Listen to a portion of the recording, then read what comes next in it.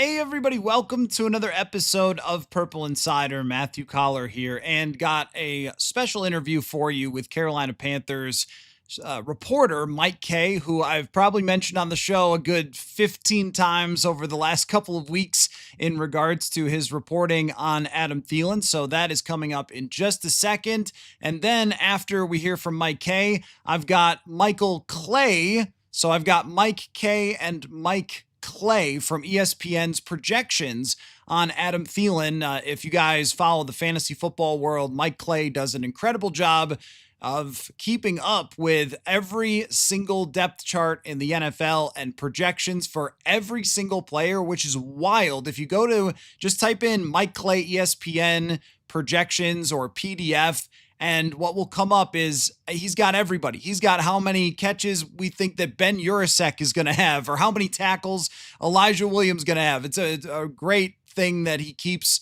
running all the time. And so I had checked in with Mike earlier this offseason to talk about JJ McCarthy projections, and I wanted to circle back after camp what he thinks of where Adam Thielen will finish up the season in terms of receptions, what that will mean for the rest of the offense. So I've got Mike Clay's projections, and then also Micah Parsons' contract details, which we talked about a little bit last night of, well, what's this going to look like when you make Micah Parsons the highest paid player at his position in the NFL, highest paid non-quarterback. And the details, I think, are very, very interesting and a little bit non-Packers-like. So that's going to come up later in the show as well. And let me get you also the FanDuel question of the day before Mike Kaye, which is, all right, I'm sure you're shocked to hear this, but Micah Parsons is the favorite on FanDuel for Defensive Player of the Year. If it is not Micah Parsons, who wins Defensive Player of the Year? So Micah Parsons, yep, is the favorite after yesterday for DPOY. If it's not him, then who would be your vote for most likely Defensive Player of the Year? FanDuel right now, plus 500 for Parsons. I won't give you the rest of the names, so you can just take your guesses as well. And hey, if you got a Viking in there, that would be interesting. But we're also going to look at Mike Clay's projections for the defense as well, again, after Mike Kaye. I didn't even think about that when I put together the show. But here is my conversation diving deep into the Adam Thielen trade and whether Thielen still has something left in the tank with Charlotte Observer reporter Mike Kaye. All right, we welcome into the show a guy that I've been a big fan of his work for some time, but have never had a reason to get you on. Mike Kaye, who covers the Carolina Panthers for the Charlotte Observer. But now I do, Mike. I have been following your training camp coverage kind of on a daily basis here because I've been on Thielen Watch 2025, and eventually that trade got done. But I was looking for Hunter Renfrow updates and what are the young wide receivers doing, and is this a realistic possibility? And I got to say, Mike, you did a really good job this summer covering the Carolina Panthers. And eventually the trade got done between the Vikings and Panthers to send Adam Thielen here. So I want to get your perspective. And where I'd really like to start is Adam Thielen, the player, and then we can get into the two front offices and the negotiation, all that sort of stuff. But I'm going to tell you a deep, dark secret. I haven't watched a ton of Carolina Panthers football over the last 2 years. I look at the numbers, I look at the data, and I see that Adam Thielen's numbers are still pretty solid. And especially for somebody in his mid-30s, those numbers are good. And I couldn't find too many other available receivers with those types of numbers. But what is Adam Thielen after watching him in this training camp and last year? What does he have left in the tank? Well, it felt like he was kind of like he took a step back in training camp, not like from a talent perspective or production standpoint. It just kind of felt like he was there. You know what I mean? It wasn't like he was making the plays that he normally did. It seemed like they gave the young guys a lot of run. And maybe that was like part of like the, offloading sort of, or onloading, whatever they call it nowadays. It's all in rage. Pardon me for being exhausted, but training camp has kind of rotted my brain. Listen, this guy in his first year with a team that couldn't do anything it has the worst record in the history of the 17-game season, had a 100-catch, 1,000-yard season. Probably should have made the Pro Bowl. He was the only thing that really worked on a consistent basis. Last year, they draft Xavier Legette, try to make him the focal point after Deontay Johnson leaves in like a blaze, and then goes on one of the most nomadic journeys we've ever seen in a season. But during that time where Deontay's gone and Legette's ascending in the lineup, Thielen suffers a hamstring injury after making a touchdown catch against Las Vegas and is out for, I believe it was 7 games. And this offense was tough. Jalen Coker, everybody, the internet's favorite wide receiver, stepped up and did well. But for the most part, with Legette playing X and Coker playing Z in the slot, where Adam normally is, you kind of saw the difference. I think Adam's extremely dependable. What his greatest strength is you know where he's going to be at all points. You can rely on him. He's not the fastest. He's not the most imposing. He's not the biggest wide receiver, but he's so technically sound. It's like when we talk about a 35-year-old wide receiver, he has the traits that don't drop off in production because he is so technically sound, right? Like, yeah, he could lose a step. Yeah, he might not play to his size. He's always going to play to his technique, and I think that's kind of why he is such a valuable asset still to this day. When I think of the receivers who have continued to thrive into their 30s, it's always the technicians. It's always the Bolden. It's always the Larry Fitz, the not to compare him to Jerry Rice, but Jerry Rice at age 35 plus was still getting open, even though there's no way he was as fast as he once was because he was a great route runner and had great hands. And when I look at Thielen and all of his numbers, the completion percentage for Bryce was extremely, extremely high when throwing to Adam Thielen. And I asked Adam about Bryce and what he kind of learned from that experience. And he kind of took it a different direction and was a little bit like defensive of Bryce. Like, hey, you guys don't know what that guy's gone through over the last couple of years with the coaching change and the overhaul of the wide receiver room and everything else. But when I make the connection here, it makes sense in my brain that Bryce Young coming into the league as a first-time starter, having a lot of success throwing to Adam Thielen, and then J.J. McCarthy going through the same thing. So what was that connection like between those two guys? Well, I think he was the only guy that Bryce could really rely on in year one. And in year two, he became kind of like the Travis Kelce for Patrick Mahomes. If somebody was going to catch the ball in a, in a situation where it was like you needed to have it, it was going to be Adam Thielen or no one. And I think Thielen was so good for all the young guys. He even took them all to Minnesota this past offseason. It wasn't just Bryce who benefited from him. Jalen Coker learned how to be a pro from him. Xavier Legette probably refined his route running nuances because of him. And I think,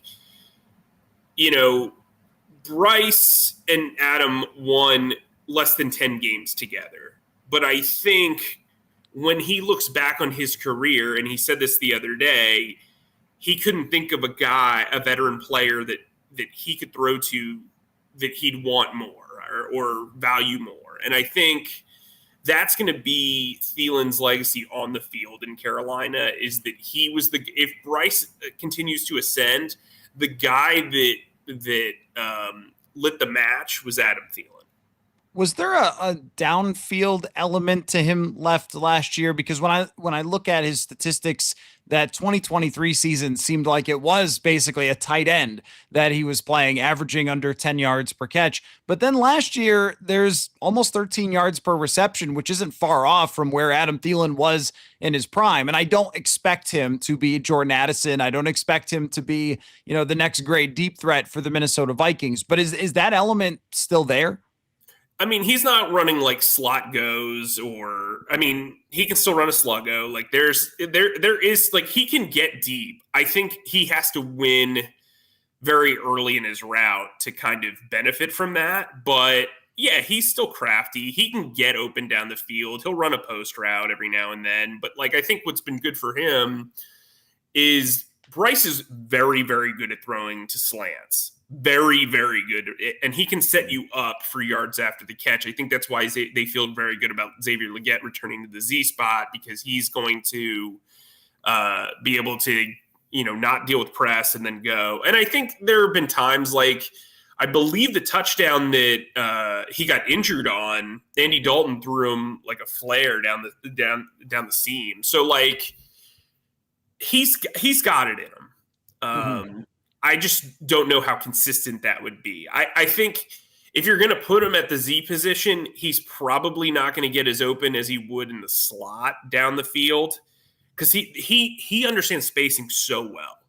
So it's like, I kind of compare him to Kyle Schwarber of the Phillies.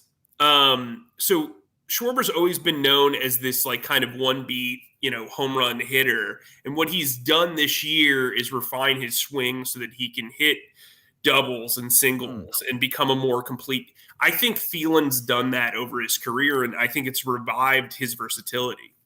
Okay, I thought, where's he going with this connection? Maybe Johan Duran, like, maybe that's where I was trying to go, but it just, he's blown two of his last 3 saves, but whatever, whatever. Well, the day after Schwarber hits 4 home runs, and then, if I saw correctly, did not hit a home run when a position player was pitching. So that's weird. It was brutal. Yeah. Baseball is still weird. When it comes to this trade in general, why were the Panthers willing to do it? Because I think that was a question that came up a lot with Vikings fans. And I'll tell you the truth, when this first started percolating a little bit, my take was, I don't know if the Panthers should get rid of Adam Thielen because of all the things that you just said about the connection with Bryce and their young wide receivers. Teteroa McMillan has never played in the NFL before. Legette, not exactly proven. Coker, I don't know if he's an internet invention, but it seems like they like him a lot over there in Carolina. None of those guys, though, have the history that Adam Thielen has. And when I look at the Panthers from a bigger picture perspective, I see them as being a year away, probably roster-wise, from a team that can actually really contend. But I also think that this year they need to find out a lot about Bryce Young, and they need to be in the playoff race. They need to be winning 9 or 10 games in that division and making some noise there to show the progress with a number 1 draft pick overall quarterback. So moving on from one of his favorite targets doesn't quite compute. So what was their thinking in moving on from Thielen? I think this was a special case, and Dan Morgan kind of alluded to this, that he wouldn't have done this for somebody just randomly. I think, the Vikings approach to them, I remember tweeting out, makes you think, when it was first reported that he was going to, that the Vikings were going to look for wide receiver help. I thought, they've crowded this room with, as you've mentioned, 2 back-to-back first-round picks at wide receiver. Jalen Coker, who's an ascending player, Jimmy Horn Jr., who they're going to struggle to get on the field even after trading Thielen, but that guy's got speed for days. I think, you get to this point where he's the mentor in the room, but how much, how much more can you learn from the one guy, I guess, in the same environment? And I think from the Panthers' perspective, this team, like you said, is probably not contending until 2026, 2027. So what that means is, while you've got these wide receivers cheap, they need to play. They need to develop, because here's what's going to happen if you keep Adam Thielen. Adam Thielen's going to still play, 85 to 90% of the snaps, and that's going to stunt the development, most likely, of Horn and Coker at the least, potentially even Legette. And then by the time you get to 2026, 2027, you're in the middle of development for a wide receiver who, despite being drafted last year, is older than Bryce Young. And so I think, from their perspective, one, they saved $7 million. They didn't have to take on any of the salary, which made this deal palatable. They get improved depth they get improved value for the draft picks 2 years after his original 3-year contract is set to expire. Chances are that 4th-round pick in 2027 will not touch the field until Adam Thielen's either retired or irrelevant. And so, you're extending the value of Thielen. I don't think this is a slam dunk by any means, and I don't think the Panthers think that way either. I don't think they're out there like, throwing Brant Tillis a party for these negotiations. But I'd also say, like, when you have someone like Eric Eager and you have someone like Brant Tillis who are so analytically driven, it makes a ton of sense from the front office perspective. You can roll over that $7 million. They just signed Taylor Moton to a long-term extension. His salary cap stuff is going to drop, so you can roll over his cap to actually pay part of that next year. It makes sense. I think from a coaching standpoint, you're going to miss Adam Thielen pretty greatly. Mm-hmm. But at some point, he's not going to play on special teams. He hasn't played on special teams in 10 years? Right. Like, you're not going to make – if you have a fourth wide receiver or a third wide receiver who's not playing on special teams in this day and age, especially with that roster and how many wide receivers they kept 7. It made sense. Like, it was a changing of the guard in a way. And I also think, look, I mean, you've also got to teach Bryce new habits. He's got to learn new habits. It can't just be like, here, we're just going to throw an 8-yard comeback like that. You can't, like, because Adam is just going to sit in zone and be like, you know what I mean? Like, you can't just do that. And the offense isn't going to grow and evolve.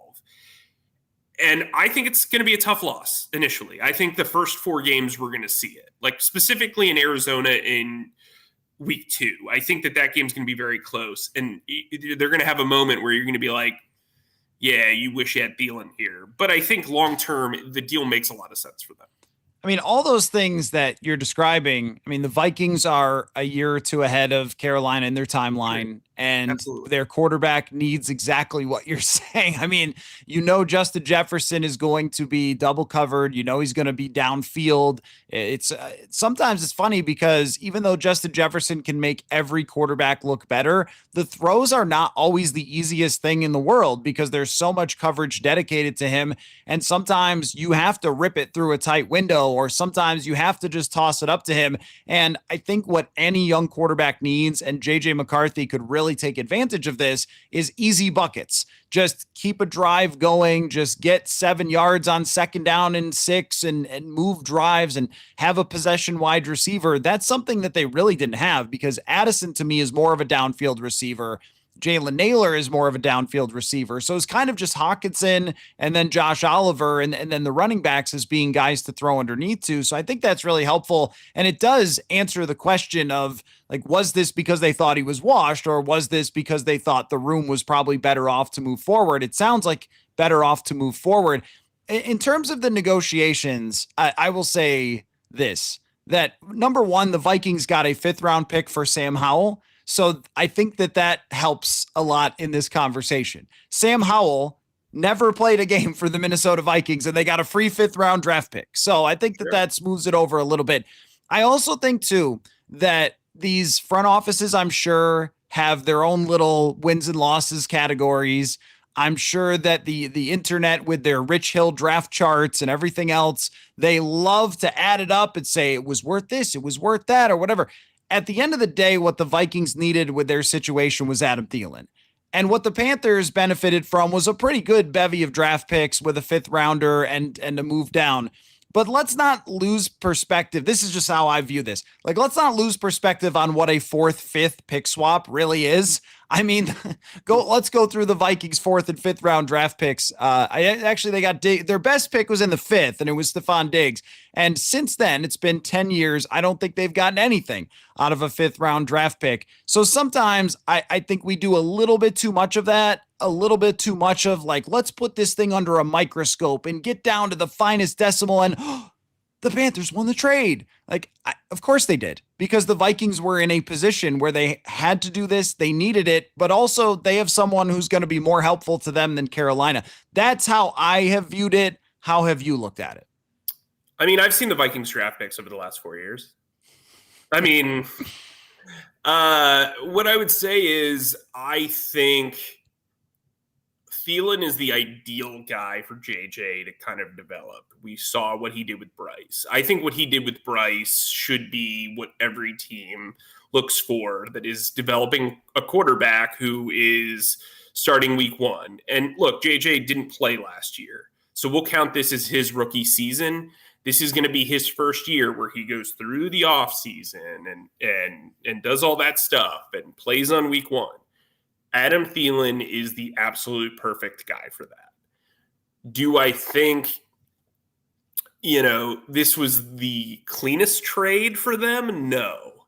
But clean doesn't always mean success, right? Like, I also think, this trade for the Panthers beats the norm, right? They're not trading Brian Burns or Christian McCaffrey for a can of magic beans. They're trading an asset which, as good as he is depreciated, expiring because of his contract, not because of life. He's got a lot of life in him. Yes. We know that. I remember talking to a Vikings writer before he got to Carolina, and they said he is one of the best trash talkers you will ever see, but you'll never do it. And I went up to him and I said, "Hey, so I hear you're a great trash talker," and he just smiled, like he beamed. I think, from the Panthers' perspective, you have to look at what you're doing long term, and I think that's been the big thing with Morgan and Tillis and Eager. And so, from a practical standpoint, saving $7 million is the win, because they went out of their way and gave Thielen a pretty unusual raise before this season when he decided to come back. And the guy has talked about retirement the last 2 years. So you're saying to yourself, well, if he retires after this year, doesn't re-sign, how does that help us for the future beyond what he has given the kids in the room? And so to me, now the young guys have the knowledge, but you also have improved picks on day 3, like legitimate day 3 picks. These are not 6th and 7th round picks. Analytically, 6th and 7th round picks aren't really worth anything. But if you can get a 5th round pick, like they love their 4th round picks this year, like love them. And I think for Dan Morgan, who is very scout driven, very football oriented, loves to scout. He's a scout at heart. This is an opportunity for him. I think for Eager and Tillis, this is an opportunity to save money, enhance value, and move forward. So I think, as Dan Morgan said, I know I'm kind of rambling here, I think it's a win for both sides. I really do. I think there is a part of the fan base that's like, oh, great, you're trading like the one dependable wide receiver. And then you want to be like, well, sweetheart, they won 7 games together. Like, Adam Thielen won 7 games in Carolina. Actually, I can't remember if he was in the Giants game in Germany or not. What a game it was, though. Right. Oh, man, it was, what an experience. There was just a lot that happened in that game. But, like, let's say they won a handful of games together because of the injury. Like,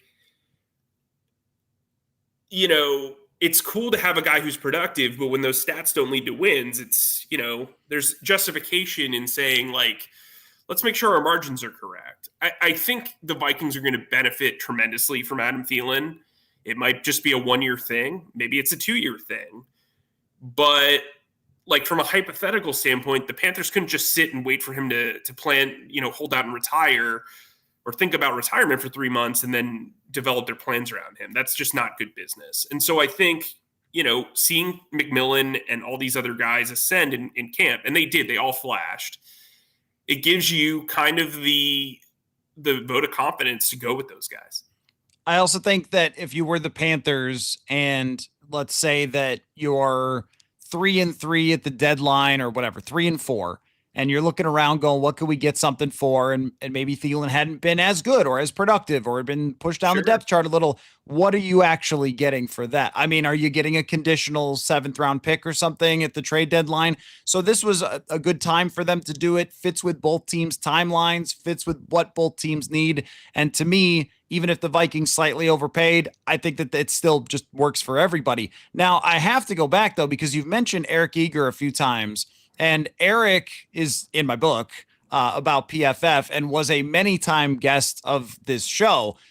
You made it seem like he's part of kind of a power triumvirate there or something. I'm interested in what his role, because he's actually a Minnesotan, by the way, one of us. So I'm curious about what his role has become, because it seems like the Carolina Panthers 2 years ago, when Thielen first got there, were the bleep show of the century. And Sure. then they go make a hire from Kansas City and have seemingly tried to be a much more analytical. They also hired another former guest of this show, Ben Brown, as well, for their analytics department. Is Carolina now suddenly cutting edge in the National Football League? Well, so I pinned this on my Twitter or my X page, whatever you want to call it. I did a story about how Eager and Tillis and their analytics department basically helped map out stuff for the offseason, help them make free agency decisions, help them, if you remember in the draft, they made 2 trade ups on day 2 that were pretty unique pick swaps. They're just very forward thinking. I think Eager's doing a really good job. And, this isn't my original reporting, but Dan Morgan went on radio yesterday and said Tillis and Eager kicked around like 10 scenarios before this trade was accomplished. And I think Eager, his voice is being heard. I think Tillis has a lot of respect for him. I think Morgan has a lot of respect for him. I think that's one of the spots where I would give Morgan a lot of credit. He knows that he doesn't have to be the smartest guy in the room, and he knows that he has hired people under him who can help him be better. Like, you're only as good as your team, right? And so I think that's kind of the model that they've had. They're not taking swings that they have not thought about, before the at bat. And I think Eager's been a really good addition to this. I mean, I don't want to overstate his value, but like, it's very clear that Dan feels that he can trust Eric's, projections and ability to, calculate odds. I mean, like, handle the odds. And so, like, I like to call him and Tillis the calculator commandos. I don't even know if they even use a calculator, but like, I want to just make myself laugh. But I do think those guys have really helped Dan Morgan. And if you want to read all about it, you can check it out on my Twitter page at Mike_E_K. It's pinned there. That's all you have to do. You just look there. You'll see Dan Morgan's face. Click on it. Boom. But I really enjoyed doing that story. And I do think that analytics has really played a key role in the Panthers' decisions this year. Yeah, it's so interesting. Well, one, how much a leadership can change an entire franchise, that's for sure. And, Sure. Getting a general manager, or I'm sorry, what is Brant Tillis? Is he president? So he's the number 2, basically, but he's, instead of being called an assistant general manager, he's the EVP of football operations. Oh, okay. EVP of football operations, but getting someone from Kansas City, I think big Sure. for them, and having improved leadership has just changed, I think, the reputation of the Panthers over the last just very short amount of time, from even when you got there and started. Well, it was right before Matt Rule got fired, right? When you got I was there? there for 10 days of Matt Rule. So I left Philly in March of 22 and was covering the entire league. And then the Observer hired me because I missed beat writing. And I got there in September of 22. And today, as camp ends and all this madness ends, you're not thrilled about the beat writing, but you'll rally. You'll rally. Well, I love it. It's not good to me. It's not good. Yeah, I know how it can be sometimes. My book, Football is a Numbers Game, I profile Eric in the book as somebody who came from a math teacher to, when he was with PFF, was influential in the NFL behind the scenes. And then, that's why he ultimately ended up being hired by the Panthers. So it's been interesting to watch his journey, because the first time he came on as a guest on my show was 2016. So he wasn't even full time at PFF yet at that point. And now, like, you're talking about him here in this interview, it's pretty crazy to see. But that's the success of guests of the Purple Insider show, Mike. So maybe, I don't know. You're doing great anyway. You're doing awesome work for the Charlotte Observer, but just good karma for you for coming on the show. Great insight into Adam Thielen in this trade. Awesome work during training camp. And because I enjoyed it, I will continue to read the Charlotte Observer, even if the Vikings and Panthers have nothing to do with each other. So great stuff, man. I really appreciate all your time. Thanks for having me.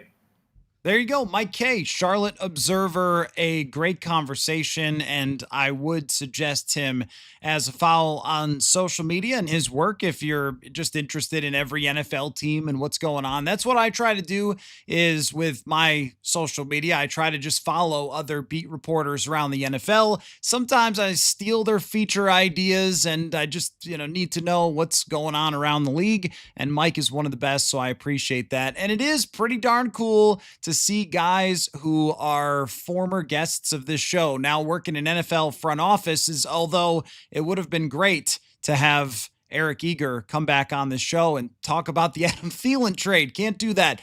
So speaking of the Thielen trade, I've got Mike Kaye from K to Clay. Projections for Adam Thielen for this year and the rest of the Minnesota Vikings offense now that Thielen is in the mix. And don't forget to answer that FanDuel question of the day. And I will give you the rundown of who the FanDuel odds makers believe has the best chance at winning Defensive Player of the Year. So Micah Parsons is the favorite right now on FanDuel. Obviously, after the trade, he's got all the hype, and you also know that he's going to be given 110 and whatever back injury that he had. I saw even Adam Schefter gave him some snark about the back injury, but the next number of players here who are favorites for Defensive Player of the Year, Aiden Hutchinson, TJ Watt, Myles Garrett. Something in common with those three that the Vikings face all four of the top guys who are favorites for Defensive Player of the Year. Then Nick Bosa, Jared Verse, Max Crosby, Will Anderson, Jalen Carter, Nick Benito, which is a surprising one, and Trey Hendrickson are the ones that are at the top. And as far as some of you have mentioned Jonathan Grenard, he and Andrew Van Ginkel are both plus 8,500, right next to Daniil Hunter, Fred Warner, Chop Robinson, Nolan Smith. So they're down on the list a little bit. We saw last year that their success together kind of took away, I think, a little bit from Jonathan Grenard's season.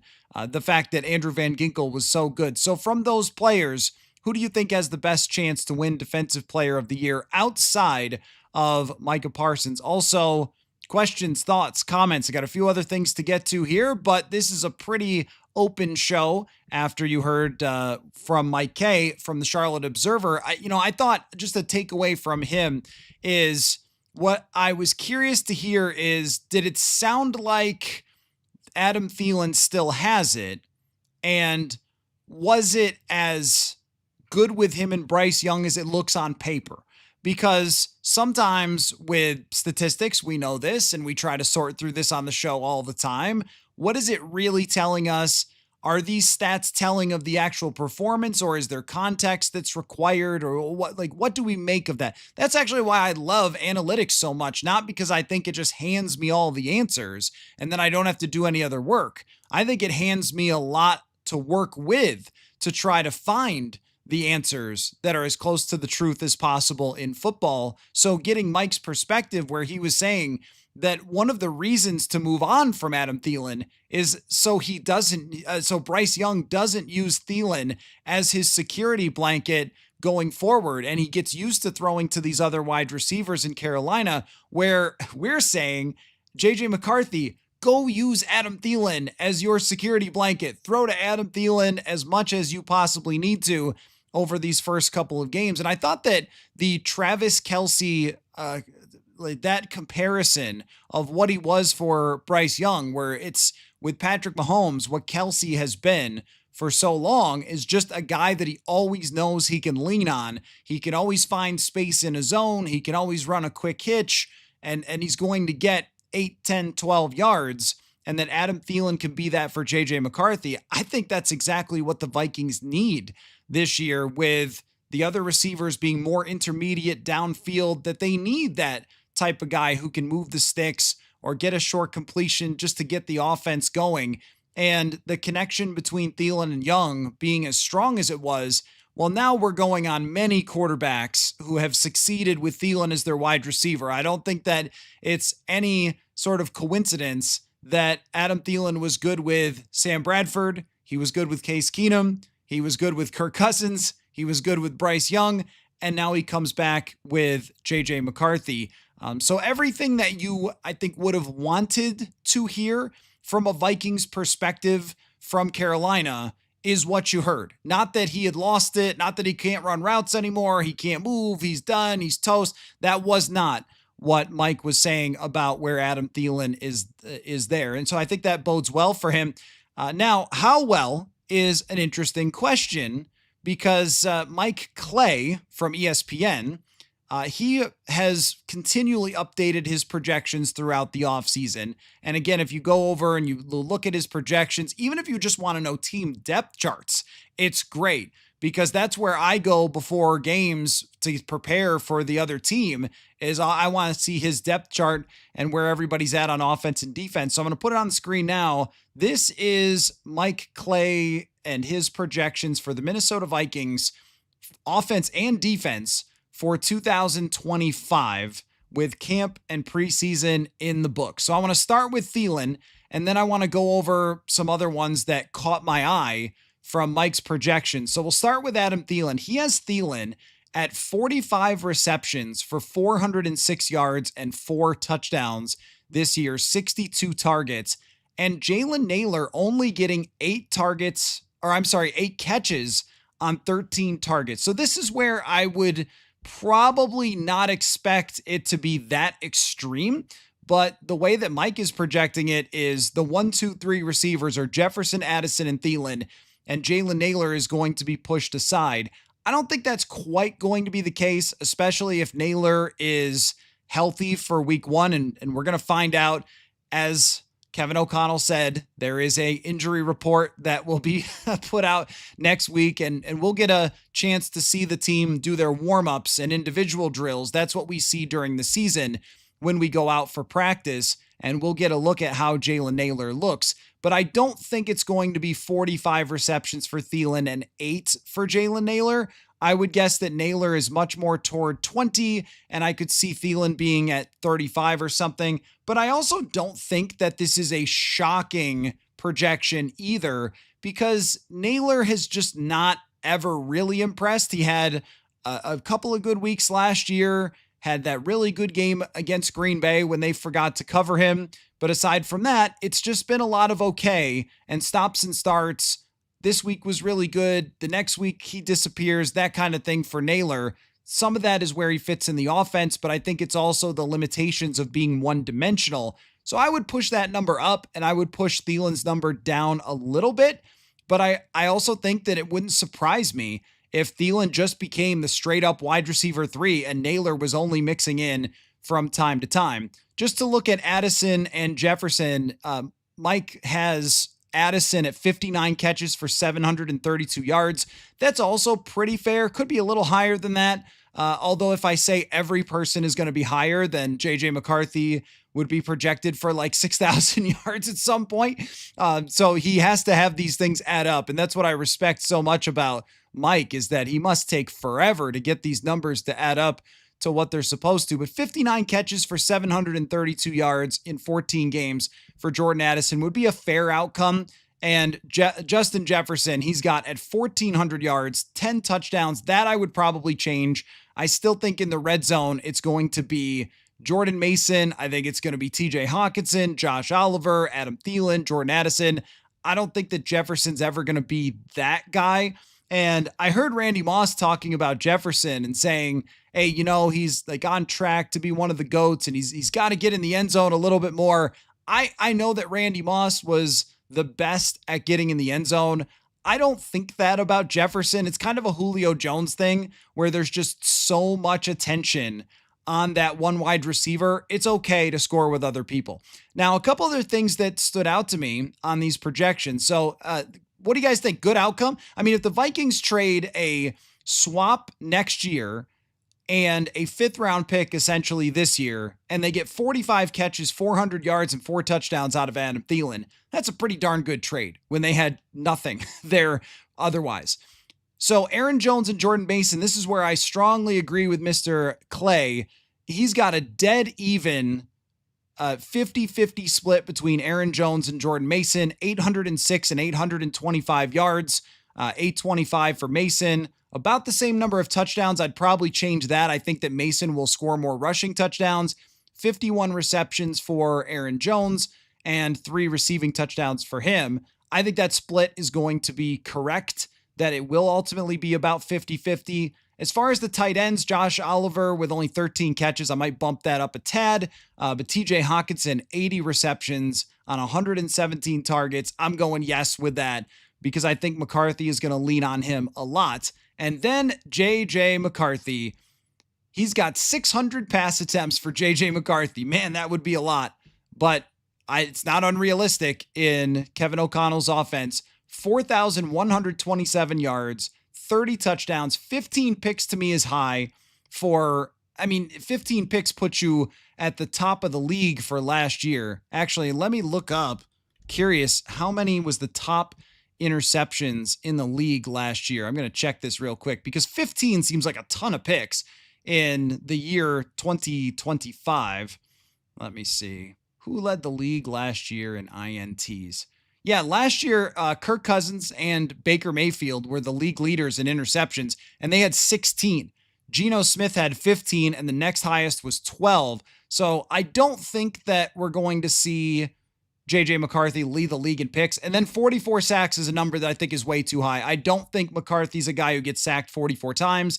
And 231 rushing yards is also, I think, very accurate. And on the defensive side, how cool is this with this projection? He's all the way down to Chaz Chambliss's tackles.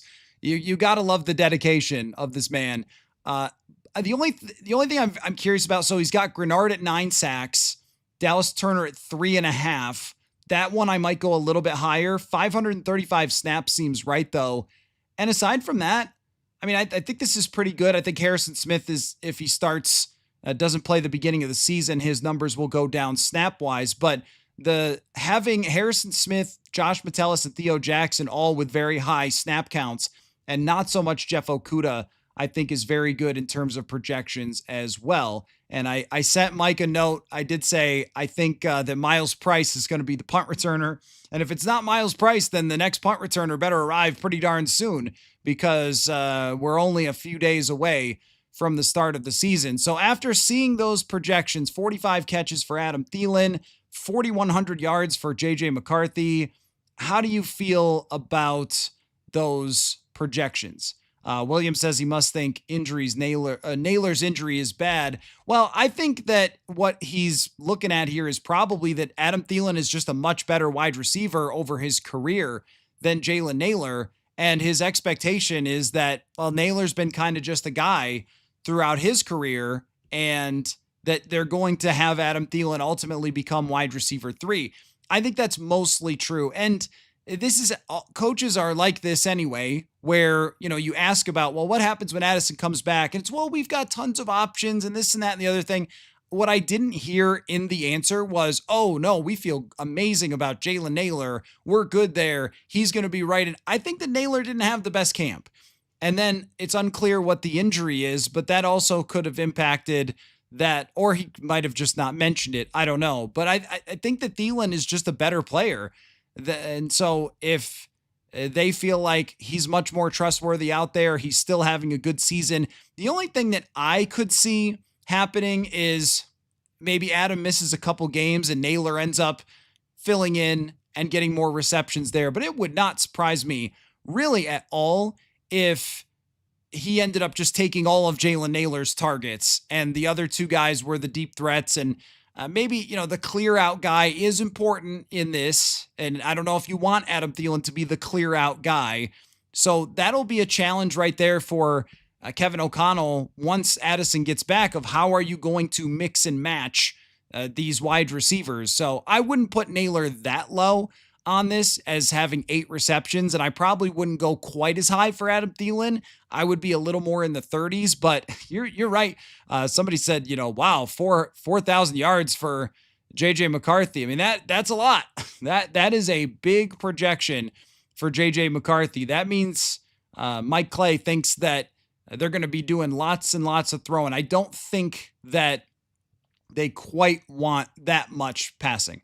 Blowfish's interception totals are ridiculously low, 1.8 for Byron Murphy. Yeah, interceptions are so difficult to project, but this defense really does play for the splash play, for the sack, for the pressure, for the takeaway.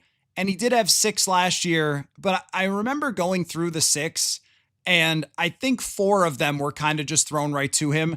From year to year, it's always hard with interceptions. And I'm sure that that's the argument is how can you project a player to get 5 or 6 picks when usually those things regress? But I agree with you. I'd probably go maybe 3 or 4 for Byron Murphy. I didn't really look at that part of it. Let's call that back up. Let me look at the interceptions. I kind of didn't really look at it because the numbers are usually low. Yeah, only totaling as a team, that's an interesting number. Totaling as a team, 13 interceptions. That is definitely low for this team. And the way that they play, specifically, they have ball hawking safeties, ball hawking linebackers. Byron Murphy, as you mentioned, I think Rodgers plays the football extremely well. I would probably go a little higher for Theo Jackson just because he's Theo Jackson and he always gets the ball. I might go a couple for Blake Cashman. Hey, Andrew Van Ginkel is under 1 interception. We know he's taken back at least 2 to the house. So yes, I would go higher on that for interceptions. 13 is still a fair number, but this team plays to steal the ball away. And 44 sacks as a team would be pretty darn good for 44 sacks. And you could see with Hargrave and Allen, them totaling around 10 would be okay. I think maybe the expectation's even a little bit higher than that for those guys, but they're also pressure monsters, and that's what you're really looking for up the middle. VA Viking 33, McCarthy will start the season as an efficient game manager. KOC will turn him loose in week 7. It really depends on how it goes, because if they start out the season saying, all right, just keep the train on the tracks, which I think that you're right for the general philosophy, train on the tracks, completions, don't take too many risks. And game manager is not, KOC went on a whole rant one time about game manager being used as an insult. And I totally agree. When a lot of guys who are called game managers win a lot of darn football games. Like, I think Jared Goff's a game manager for the most part and yet wins a ton. I think Tom Brady is the all-time game manager and won more than anybody else, because game manager to me is do the right thing in the right situation over and over and over and over again.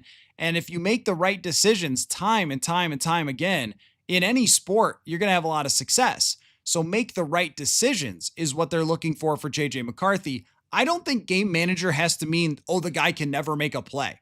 Like, I don't think, or never make a great throw. Like, if you say Jared Goff is the ultimate game manager, doesn't mean that Jared Goff never rips one 25 yards down the field into a tight window. He absolutely does. But he's normally on a play-to-play basis just making good choices with the football. That's what they need JJ McCarthy to do. And they have emphasized this to him during camp. So that's why I think VA Viking, you're right about that, is they have emphasized this during camp to him. He said, and this was like a classic, like, we're kind of still nervous about a young quarterback type of moment. But when they had the joint practices and the big everybody gather around situational drill at the end of joint practices is the 2-minute drive, and then practice is over. So they've practiced hard for 2 days, and here's the 2-minute drive. The Vikings are down by a touchdown on the scoreboard, and McCarthy's got to lead a touchdown drive against the Patriots. Off we go. Here, everybody's watching, that kind of thing. Like, there's a little, it's cool, right? It's as intense as football gets in the summer.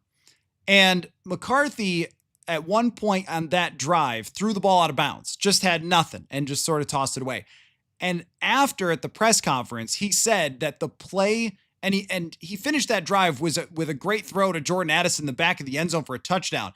But he said afterward that the play that Josh McCown loved the most was when he threw it away, because it was the right decision at the right time and it was smart. So there was a little bit of, yes, you want to manage those situations correctly, but always you want to do that. The question for me, though, is if the first game plays out like we think, which is a little bit more on the low scoring side, I don't think Caleb Williams is running over the Minnesota Vikings. I don't think that their running game is running over the Minnesota Vikings. Okay, you could see game manage that, get the lead, Jordan Mason time. Here you go. Long drives, completions, train on the tracks, couple scrambles. You could see it that way. But the next 2 weeks after that are hard to game manage. And I will go back to what Sam Darnold did last year against the Atlanta Falcons. Like, that's a team that, even with a totally broken Kirk Cousins, moved the football against the Vikings defense. They're better this year than they were last year, but that was a great defense last year. And still, even Kirk, with no arm strength left, with no mobility at all, throwing balloons into the atmosphere that came down in Byron Murphy, it was Byron Murphy, right? The one-handed interception. Like, all that sort of stuff that was happening with Kirk Cousins. And still, that team was able to score and move the football against the Vikings because they've got a ton of talent. Bijan Robinson in the backfield, probably poised for his best season or one of his best seasons. I think he's grown. I think that they have a much better quarterback than they had for last year. Drake London is an excellent wide receiver. They've got a lot to work with there. Now their offensive line is down. Caleb McGarry, that's big for them. But, I mean, they've got a lot to work with there. You're going to have to score points. And then Cincinnati, you're really going to have to score points. Joe Burrow's not walking out of US Bank Stadium with a 7 on the board or something. That's one of the best quarterbacks in the league. He is going to score points in that game. So I think it's going to be game to game, situation to situation. You can't just game manage your way through a matchup with Joe Burrow. You're going to have to air it out at some point. You're going to have to make plays at some point. And if he's able to do that, then he can put up 4,000 yards and grow and excel pretty quickly. And we're going to find out if that's something he could do, because it's very hard to see some of these games turn into grind fests where you can hand the ball to Jones and Mason 37 times and just win 21-17. It's hard to do that in the NFL today anyway, but especially when you're facing a quarterback like that. But you're right. I think that they will manage it sort of slowly with him to start and ease into it and figure out how much he can handle and what's working and what's not. They are going to run. They are going to run a lot of play action and then take their shots when they're there early on. But I don't think this is a situation where you can just sort of say, all right, like play very cautiously, play like a backup quarterback at first, and then in week 7, hit the gas. I don't think you can really afford to do that in a season like this. Blowfishes says, McCarthy got good comments from Thielen after working out in the summer. Thielen would only come back if he was excited to play with him. I agree. And this was pointed out very smartly by my friend Dane Mizutani when we did the show yesterday, breaking down the press conferences. Dane made a great point. He said that Thielen was asked, hey, did you have a say in this matter? And Thielen said, oh, no, I just, I go where I'm going to play. Get kind of cliche Adam Thielen.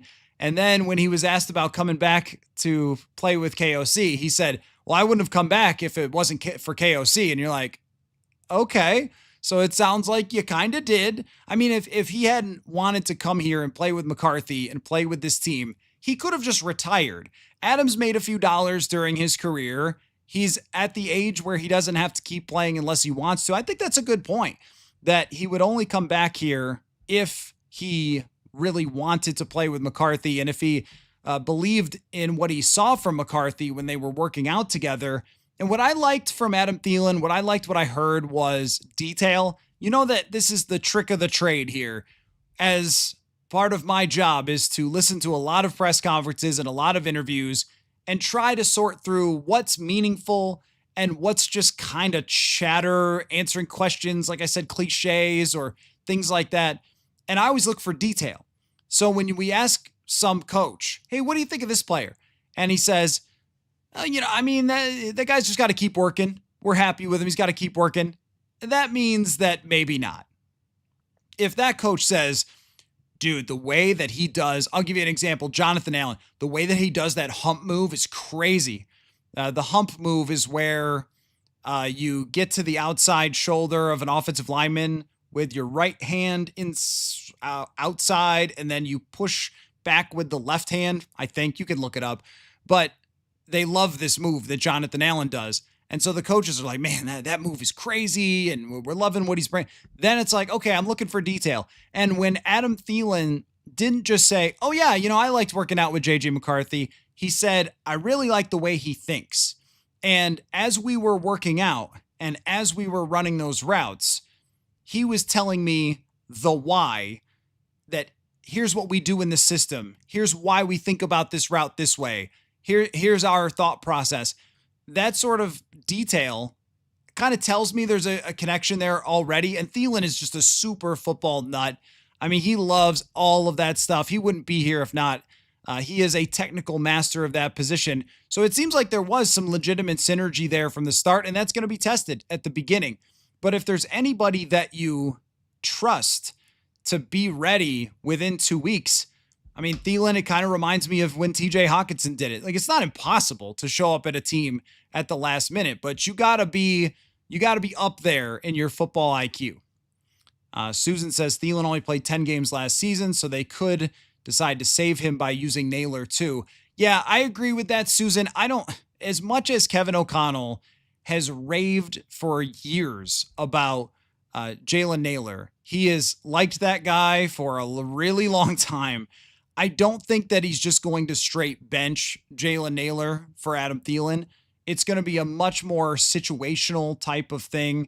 And if Thielen does have to miss some games, then you've got Jalen Naylor there as well. And I guess I would be surprised at this age with, some hamstrings in the past if there wasn't a single game missed. I mean, if he played 17, that would be really darn impressive. But even then, as you said, I don't think you want him playing 70 plays a game. You want more Josh Oliver, which I would have bumped up Josh Oliver's targets and probably taken a little bit away from Thielen there. You want to be able to run a lot of 2 tight ends. I've got an article that I've been working on, and then they keep doing stuff. So I'll have that out on Monday about Josh Oliver and how he remains kind of a secret weapon for them. So I think he is going to end up with more receptions and maybe Thielen a little bit less, and they will use 2 tight ends. And if you're running Thielen for 30, 35 plays a game, that's really maybe the sweet spot for somebody of his age. Kurt says,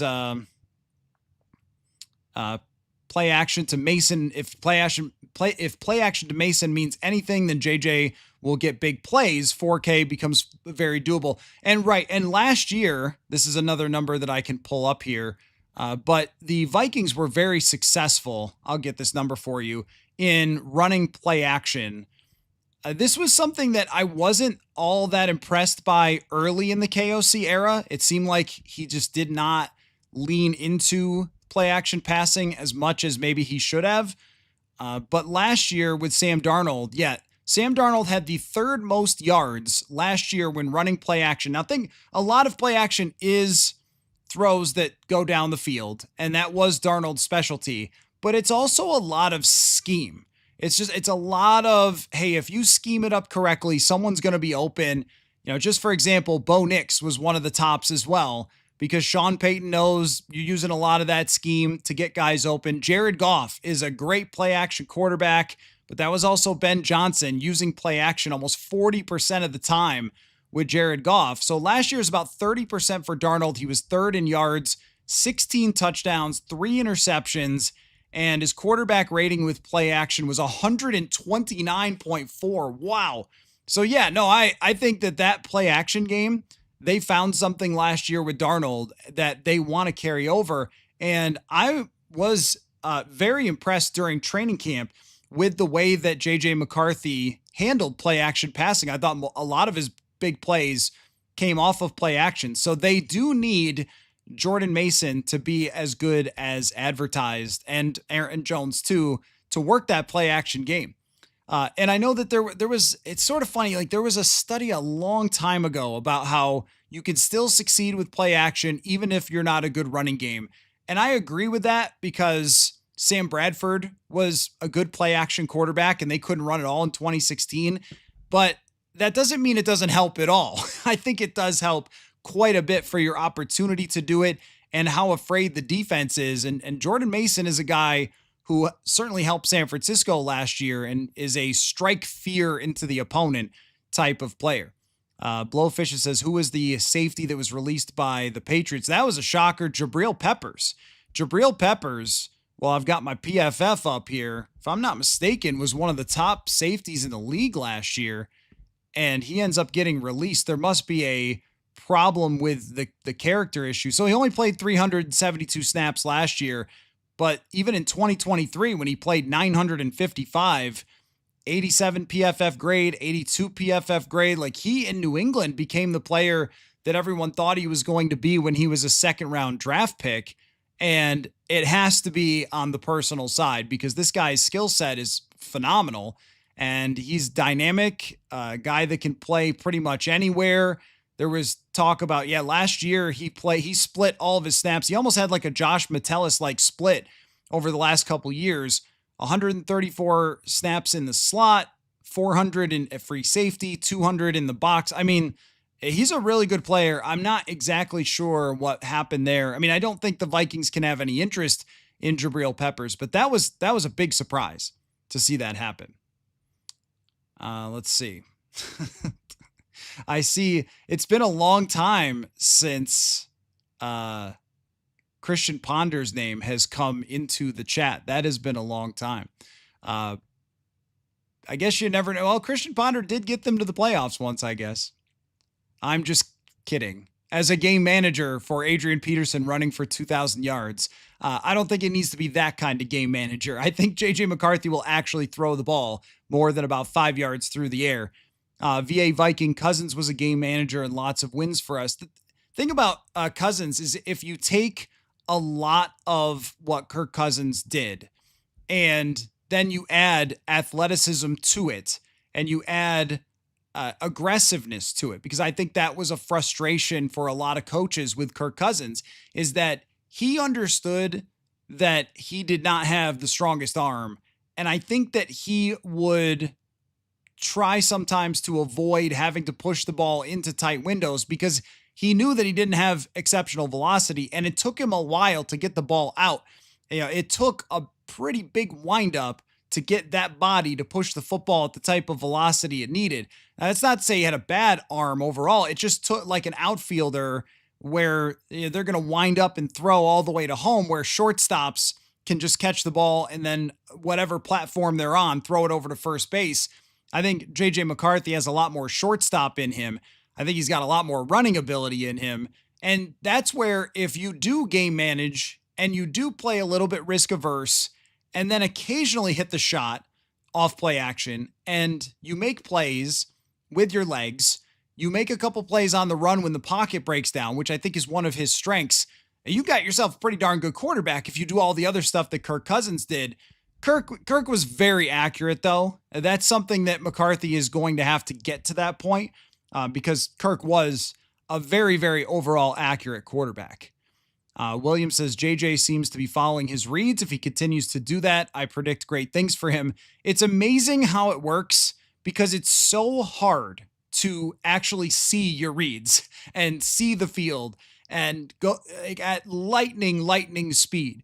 I wish that all of you could stand on the sideline for a scrimmage or a joint practice or something just to see it. I think if you've gone out to training camp and you've gotten a good look at it, but when you're really that close, you understand.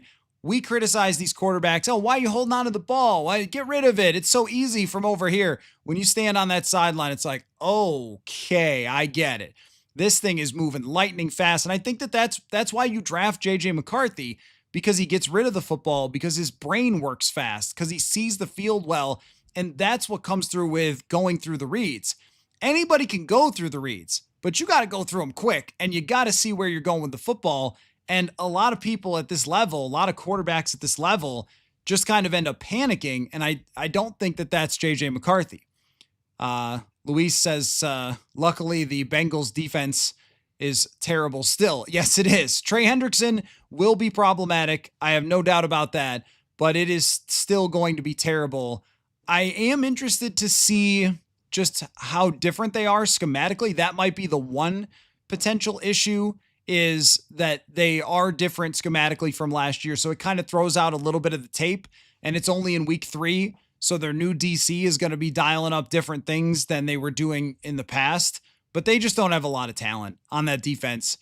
That's one you could see being, 31-34 or something like that, going back and forth. That's one that I'm very interested in seeing, because the last time that I covered a game with Joe Burrow was 2021. I think it was his first game of his second season, where he kind of lit up the Vikings in the first half, and then the Vikings came back and they took the lead and Delvin fumbled and they lost the game. And you remember that one from 2021. That wasn't the tush push game. That was Jake Browning starting that one.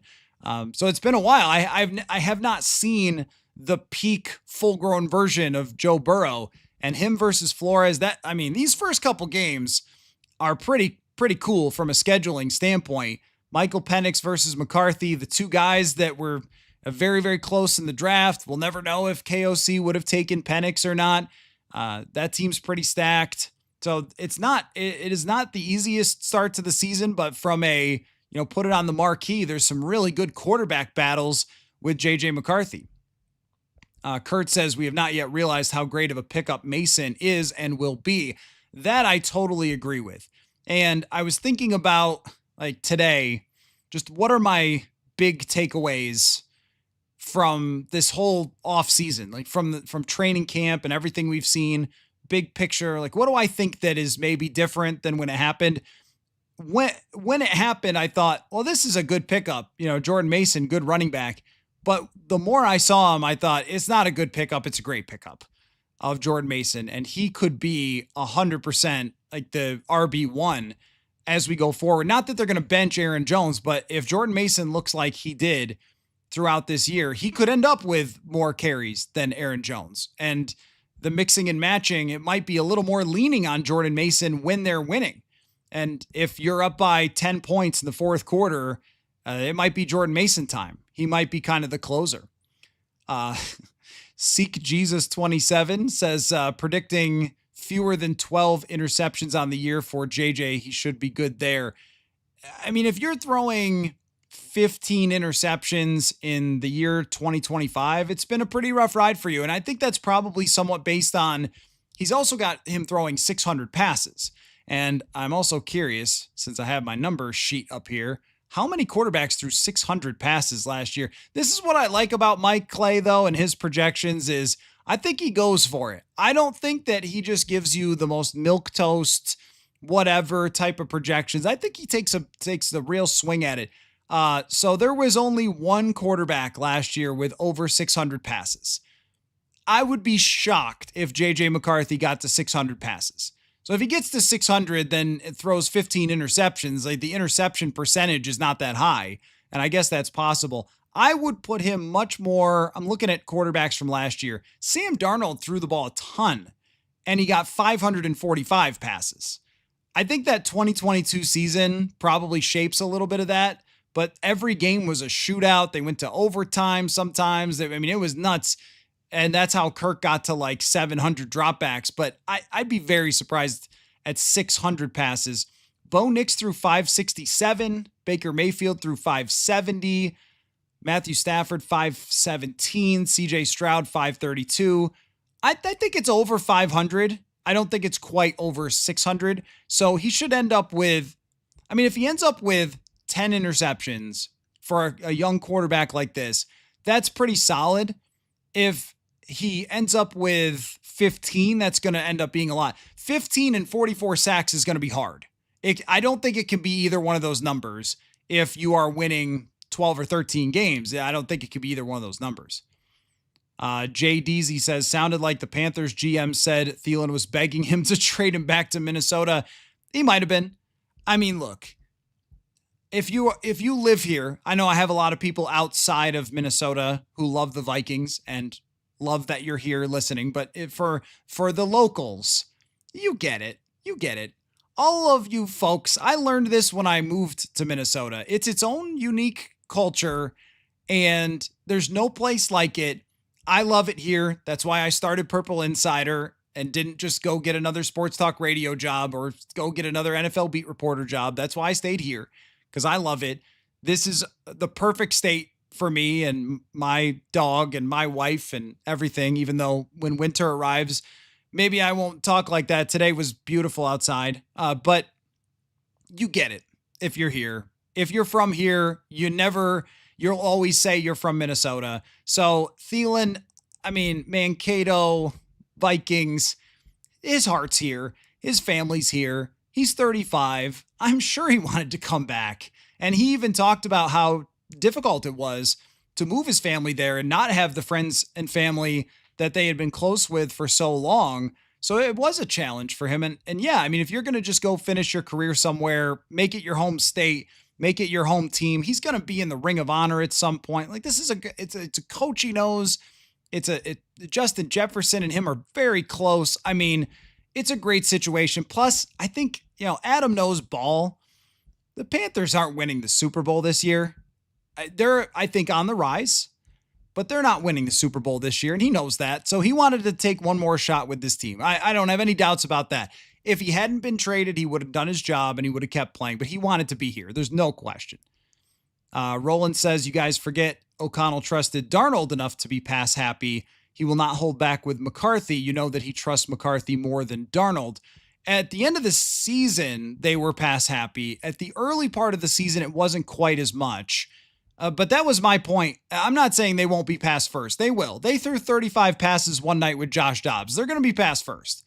But when I look at those attempt numbers and Sam Darnold got to 545, it would be pretty darn surprising if J.J. McCarthy had more passes than Sam Darnold did last year. Like that was... and VA Viking, good point. The run game was kind of trash. The run game was, I think, good when Christian Darrisaw was in, and then a struggle after Cam Robinson. And I think Cam Robinson didn't even win the job in Houston. I think Ariante the guy from Minnesota, I think he won it in Houston. I saw something on that the other day. So I think Cam Robinson's kind of cooked, and we saw that as it went along last year. If Darrisaw is healthy, this run game can be a lot better. The interior, a lot better, way, way better than it was in last year. So you don't have to lean on your quarterback quite as much, but I have no doubt that they're going to throw. I have no doubt they're going to throw. Let's see. Blowfish's both Thielen and Hawkinson will be security blankets for McCarthy over the first 3 weeks. McCarthy had a great connection with Addison in preseason. I mean, phenomenal connection with Addison in the preseason. Very unfortunate, really, for the Vikings that there's a suspension there for 3 games, because the way that Addison had performed in training camp, you would have been expecting a huge season for Jordan Addison right off the outset. Now they have to wait 3 weeks in order to work him back in. But at very least, what you could say is that is the number 1 wide receiver position that Addison was playing, and that's going to be Justin Jefferson. So Kurt says it is underrated how many smart players we have versus teams of the past, not to mention the buy-in from buy-in on KOC from them. This is, when I go back to, I first started covering the team in 2016, 2017 locker room was really, really good. And there were a ton of smart players, Terrence Newman, Eric Kendricks, Anthony Barr, Kyle Rudolph, like that, just all over the place. And I kind of compare it to that, what they have right now, where when you chat with, Jonathan Grenard or Blake Cashman or Aaron Jones, I mean, you're right. They have a lot of players that really fit KOC. I mean, I think that that's what happens with a lot of teams. And this is why the head coach is so important, right? And let me tie this into Micah Parsons, because I want to get to something on that as well. His contract is out, and it is interesting. But just to your point, like Kevin O'Connell has made this team in his vision, and Kwesi Adolfo-Mensah, and they've worked together to do it. But it's Kevin O'Connell and Brian Flores, and these guys are reflective of them. A lot of great communicators, a lot of high intelligence players.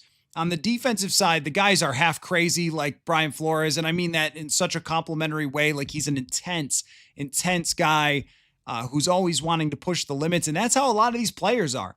Blake Cashman's nuts. Like he just throws his body to the wind. You've seen the intensity I've talked about with Jonathan Grenard. I think that when you have coaches who know how to spot the right things in players, that it is a cheat code in the NFL. And, the Dallas Cowboys are run by a guy who's 85 and hasn't, really had it in a long time. So you think about the advantage that the Vikings have just by having coaches that know how to evaluate their players. Blowfish says, I see Bo Nix seriously dropping off this year. I don't know. I think that I think that Bo Nix is what he is. I will say that the second half of last year, if you look up who they played in the second half of last year, when he had a lot of those numbers, he should really have about 25 touchdowns, but he pumped up his touchdown numbers against Kansas City when they didn't play starters. But also, the first half of the season was really rough for him, and I don't expect it to be as rough. I think he is who he is. I think Bo Nix is a quarterback you can win with. Things got to be right. They got to have a top defense. They have to have a great offensive line. I mean, he's a scrambler, and I think he's a little bit of a playmaker, but I don't think there's another big level for Bo Nix, which is good enough to get to the playoffs, but I think that's all Denver can really be. And if Nix was a quarterback in the NFC, like imagine if the Vikings had drafted Nix and he was similar to what he was last year, they would have won 12 games. And if he was going into this year with this team, we'd be talking about, well, you've got a great chance to win the Super Bowl. I've always liked Nix. I think the ceiling is a little bit lower than some of the other quarterbacks from that class, but I've always liked him, I think, more than a lot of folks. He's good at protecting the football. He's good at making plays and scrambling. He had, I think, 30 something first down runs, but I don't expect a huge drop off, but I also don't expect some massive gain where he's going to become a superstar or something like that. I don't see that happening. Let's see. For the win 2021, drafting Ponder was one of the worst, one of the most out of thin air first round draft picks we've made. Usually have 3 consensus picks, but he wasn't on anyone's radar at number 12 that year. Yeah, it's been a while since we've looked back at Christian Ponder. At one point, he was being mentioned so often on a nightly basis during the draft that we had to in 2024, we had to put a moratorium on that. Like, his name should not be spoken on this show. But I don't see any comparisons there. And the biggest thing, though, is you should watch bad quarterbacks, because then it helps you understand what better quarterbacks are.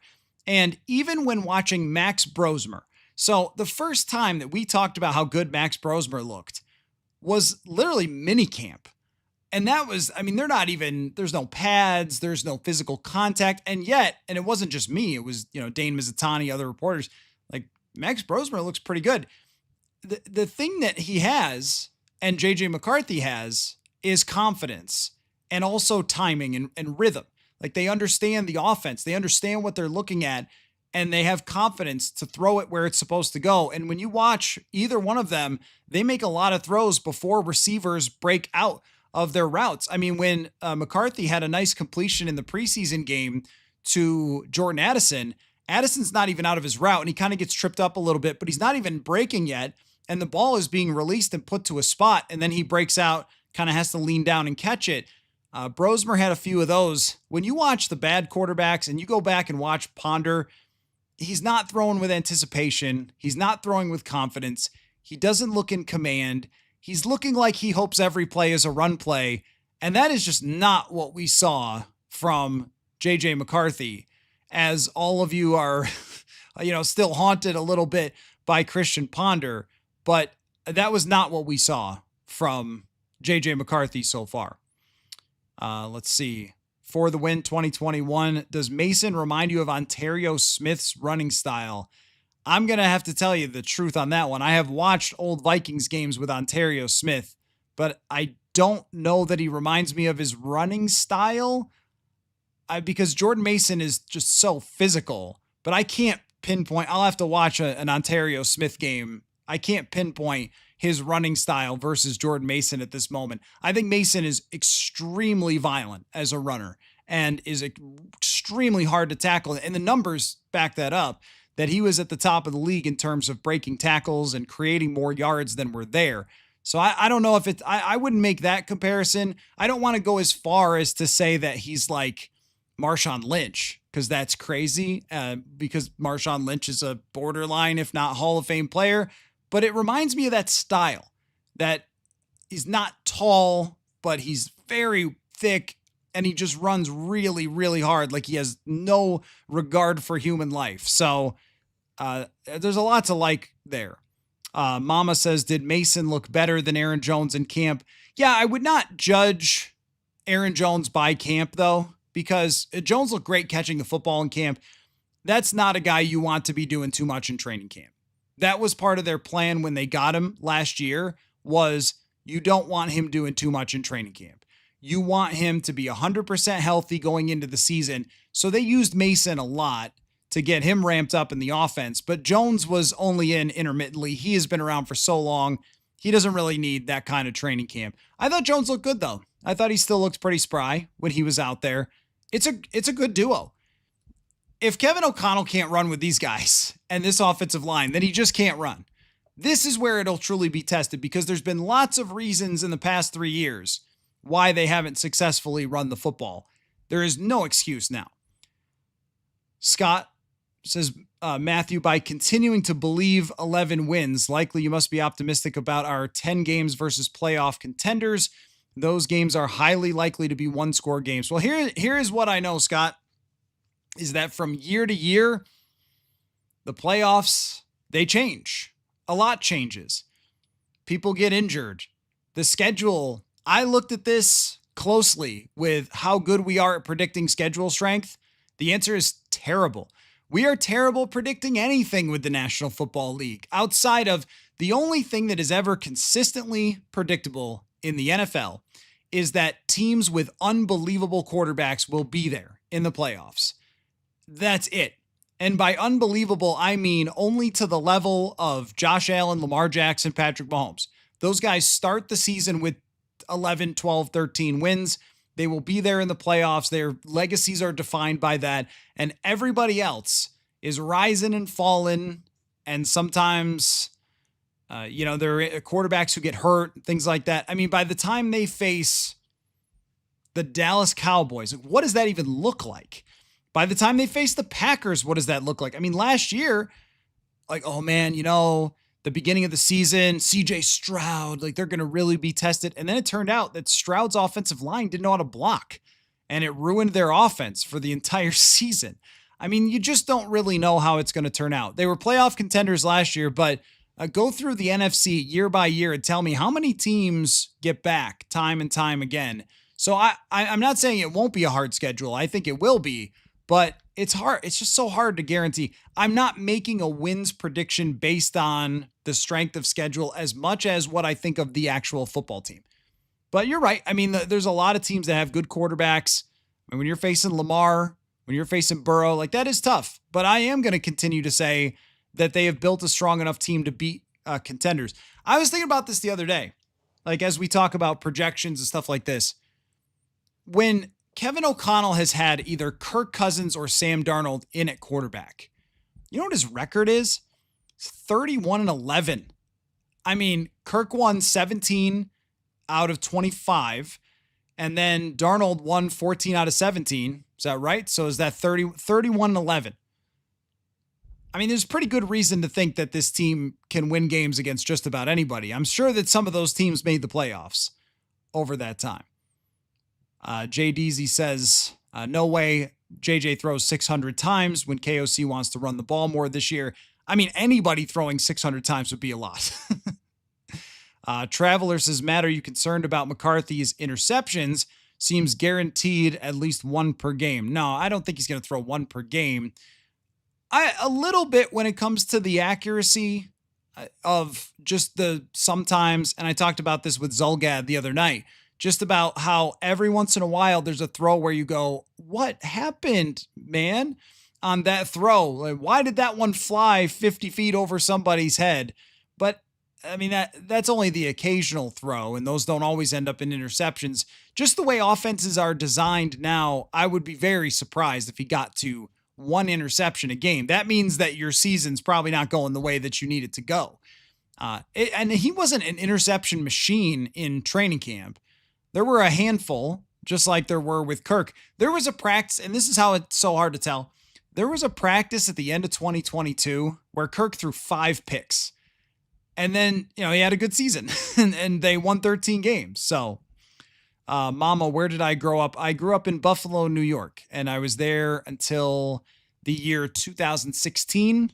So that would have been 30 years old for myself. And that's when I moved to Minnesota to take a job covering these Minnesota Vikings.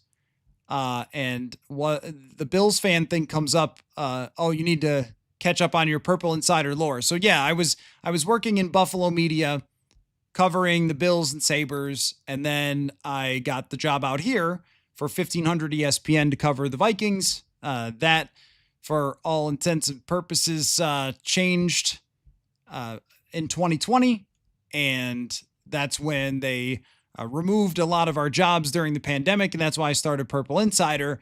And as far as was I ever a Bills fan, that's a funny thing when it comes to the fandom, because when I was growing up in Buffalo, when I was very, very young, Jim Kelly, Andre Reed, Thurman Thomas, Bruce Smith, Darryl Talley, Cornelius Bennett, on and on and on. I could go on forever. Yes, of course. Like, those are all-time great teams. And then Doug Flutie, loved Doug Flutie. And somewhere around here is a box of Flutie Flakes. So that's when I was about 13. But the story of me not caring about the Buffalo Bills actually starts after the Flutie era. They had a guy that you guys know, and this is me as a teenager, but this is how I was with takes as a teenager. They had a guy that you guys know quite well by the name of Antoine Winfield, who was amazing and was a phenomenal player for the Buffalo Bills. And when he went to the Minnesota Vikings and he left, and I felt that they had been cheap in letting him go. Now, later on, someone told me that he just didn't want to be in Buffalo anymore, but that's not the point. The Bills were known as being kind of cheap at that time, and when they let him go, I was like, this team's not serious about winning. I don't care about this team anymore. And I bought a Tim Couch jersey, or I think my parents got me a Tim Couch jersey, and I was like, I'm going to be a Browns guy, and then quickly realized, no, that's not going to work either. So what I did was I just followed the NFL, all the teams super close, and played a ton of Madden, all those things you hear, the Madden stuff all the time. And I would play with every team in the league in Madden.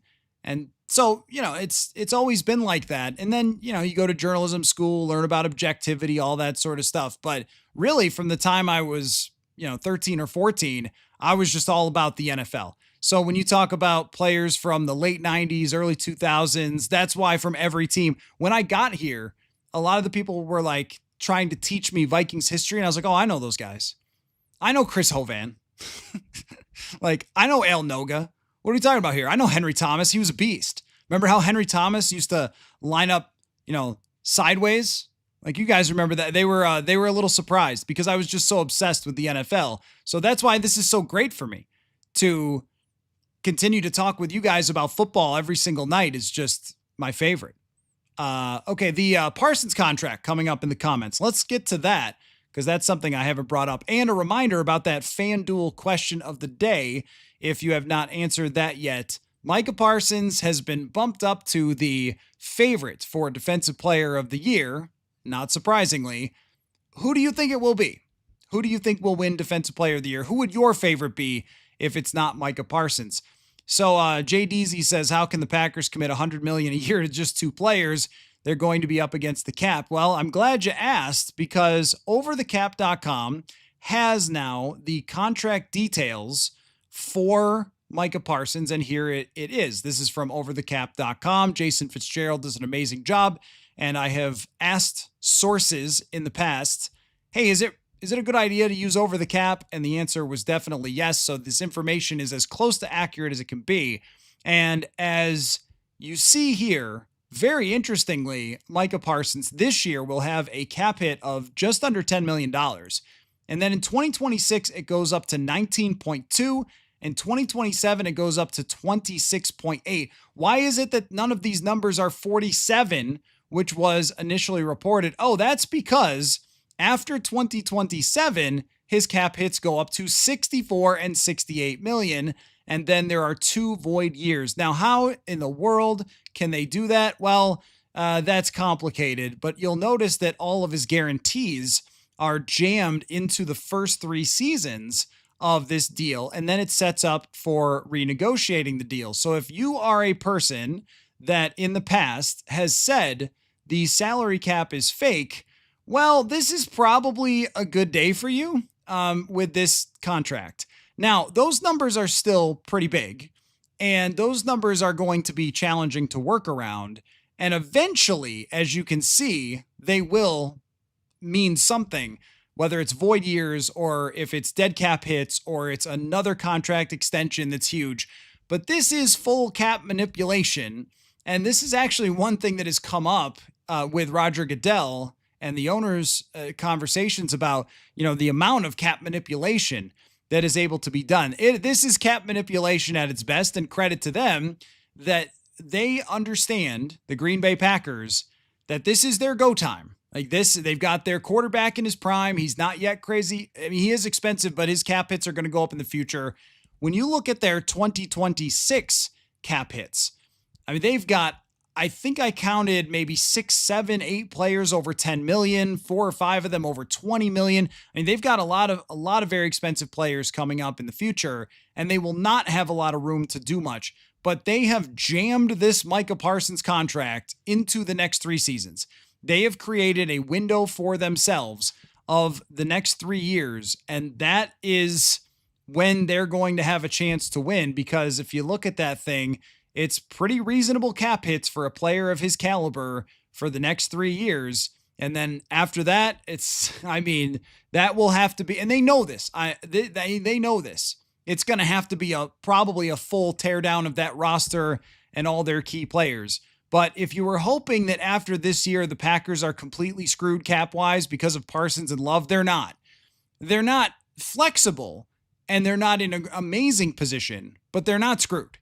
They are able to do this by using every possible lever to pull, which is kind of what I wondered about. Like, how far will they go with this? But that's the NFL salary cap. And look, the Vikings are going to be in a similar spot in the future too. They're going to use things like this with their, and they already have with some of their contracts, and they're going to renegotiate. That's how they're going to make salary cap space for next year. And if there's a big signing they need to make next year to feel like they can compete, they will. But if it's a good day for you if you're the cap is fake guy, because even though it's not, it is certainly manipulatable. And Micah Parsons proved that today. So that cap hit situation creates a 3-year window for the Green Bay Packers to win with Micah Parsons. And then after that, who knows? It looks like it's going to be pretty difficult for them. But in that spot, yep, they can still do it. What a coup for the Green Bay Packers. What a win for the Packers. This whole thing, absolutely ridiculous for the Cowboys. And now when you see that contract, the Cowboys couldn't do this. The Cowboys couldn't do this. Now, a lot of that, you have to understand, a lot of that is because of cash. Like, they are jamming a lot of cash in the pockets of Micah Parsons to make that contract happen the way that it's happening. But you couldn't do that? Dallas Cowboys? Wow. Not a good look for the Cowboys all around. Oh gosh, says Jerry Jones wants it to be about himself, and that's what he wants the Cowboys to be talked about. He said it himself on his show. We know that. Yep, we know that. He has always been an egomaniac who does crazy stuff. But I think as he's gotten older, and the Jimmy Johnson stuff is insane. Like, to have a coach that won as much as Jimmy Johnson and then throw him out the door, I imagine that happening today. Like, imagine that Andy Reid or something after the second Chiefs Super Bowl was just run out of the building. Like, what? That would be the craziest thing ever. And I guess Jerry likes to be doing the craziest thing ever, as he just did with trading Micah Parsons to the Green Bay Packers. So the next 3 years, guys, when we look at the next 3 years of the NFC North, oh my goodness. The Vikings have this core together, I think, for at least 2 years, possibly 3. Jefferson in his prime, Darisaw in his prime, Grenard in his prime, right? And we'll see what, Dallas Turner becomes. But there's a lot of talent there for the next couple years for the Vikings. I think the Lions probably have about 1 or 2 more years left of their group that they've paid a lot of them. Chicago has a lot of young players as well. And their quarterback, if he's good, this is one heck of a battle over the next 3 years. After all these teams did rebuilds a couple of years ago. What a crazy, crazy situation in the NFC North. Man, this changed everything. Mama says Caleb Williams is a bust. Changed my mind. We'll see. We'll see. I have been not super high on the Caleb Williams experience. And we were just talking about getting rid of the football and processing and all that. Say hi to Buddy, everybody. Buddy's down here. Buddy needs to go out at some point. And I wasn't planning on an epic show tonight, but I did want to get to that Parsons thing. Buddy the Greyhound, everyone. Good to see you. He usually sits right over there, but you can tell that he's a little bit on the bored side and wants someone to take him out and play with him, because that's when he comes and sets his snoot on me. It's been a great experience, by the way. The last month adopting Buddy here, he's been walking around behind me. Anyway, Jay Deasy says, I think Jerry Jones watched his own documentary, got sentimental about the Herschel Walker trade. Here's what I think. I think in order to make a cap hit work with Micah Parsons, it would cost a ton of cash. And what Jerry Jones's calculation in his squirrely brain at this moment was, I am extremely cheap. And Jones has always been shockingly cheap for a guy who has Jerry World. But I don't want to pay that much money in my cash out of my wallet after having already given Dak Prescott that money, after already giving CeeDee Lamb that money. I don't want to pay Micah Parsons. I think Parsons can be difficult, by the way. Like, as great as he is, I don't think that he is the easiest guy to get along with sometimes. And he does have a podcast where he's going to call people out and things like that. And it's going to be dramatic at times and, et cetera, et cetera. That was brought up by a few people when analyzing the trade. And I don't think that's wrong. I think that's been his history so far. Also, his history has been an incredible amount of pressures and sacks. Crazy stat that I don't know if I brought this up yesterday or not with Parsons, but there's only one guy who has more sacks in his first 4 years since 2000 than Micah Parsons. That's pretty crazy. But I think what Jerry thought was, I'll get a lot of attention for this deal. I'll recreate Herschel Walker, as you said, and I won't have to pay the money out of my wallet. Win for Jerry, win for Jerry, win for Jerry. And what he forgot was that Micah Parsons now plays for another team, and not just another team, but another team in the conference, which is probably the craziest part of that. So yeah, even going over that deal, you thought, here's another thing too, that I did not expect is this was just, and I saw Andrew Brandt talking about this, former Packers cap guy who does media stuff. He said, this is just not them. And it really isn't. I mean, that's why Reggie White gets brought up, because they just don't do this stuff. They got Julius Peppers once upon a time, and like, that's true, but they usually do not do things like this.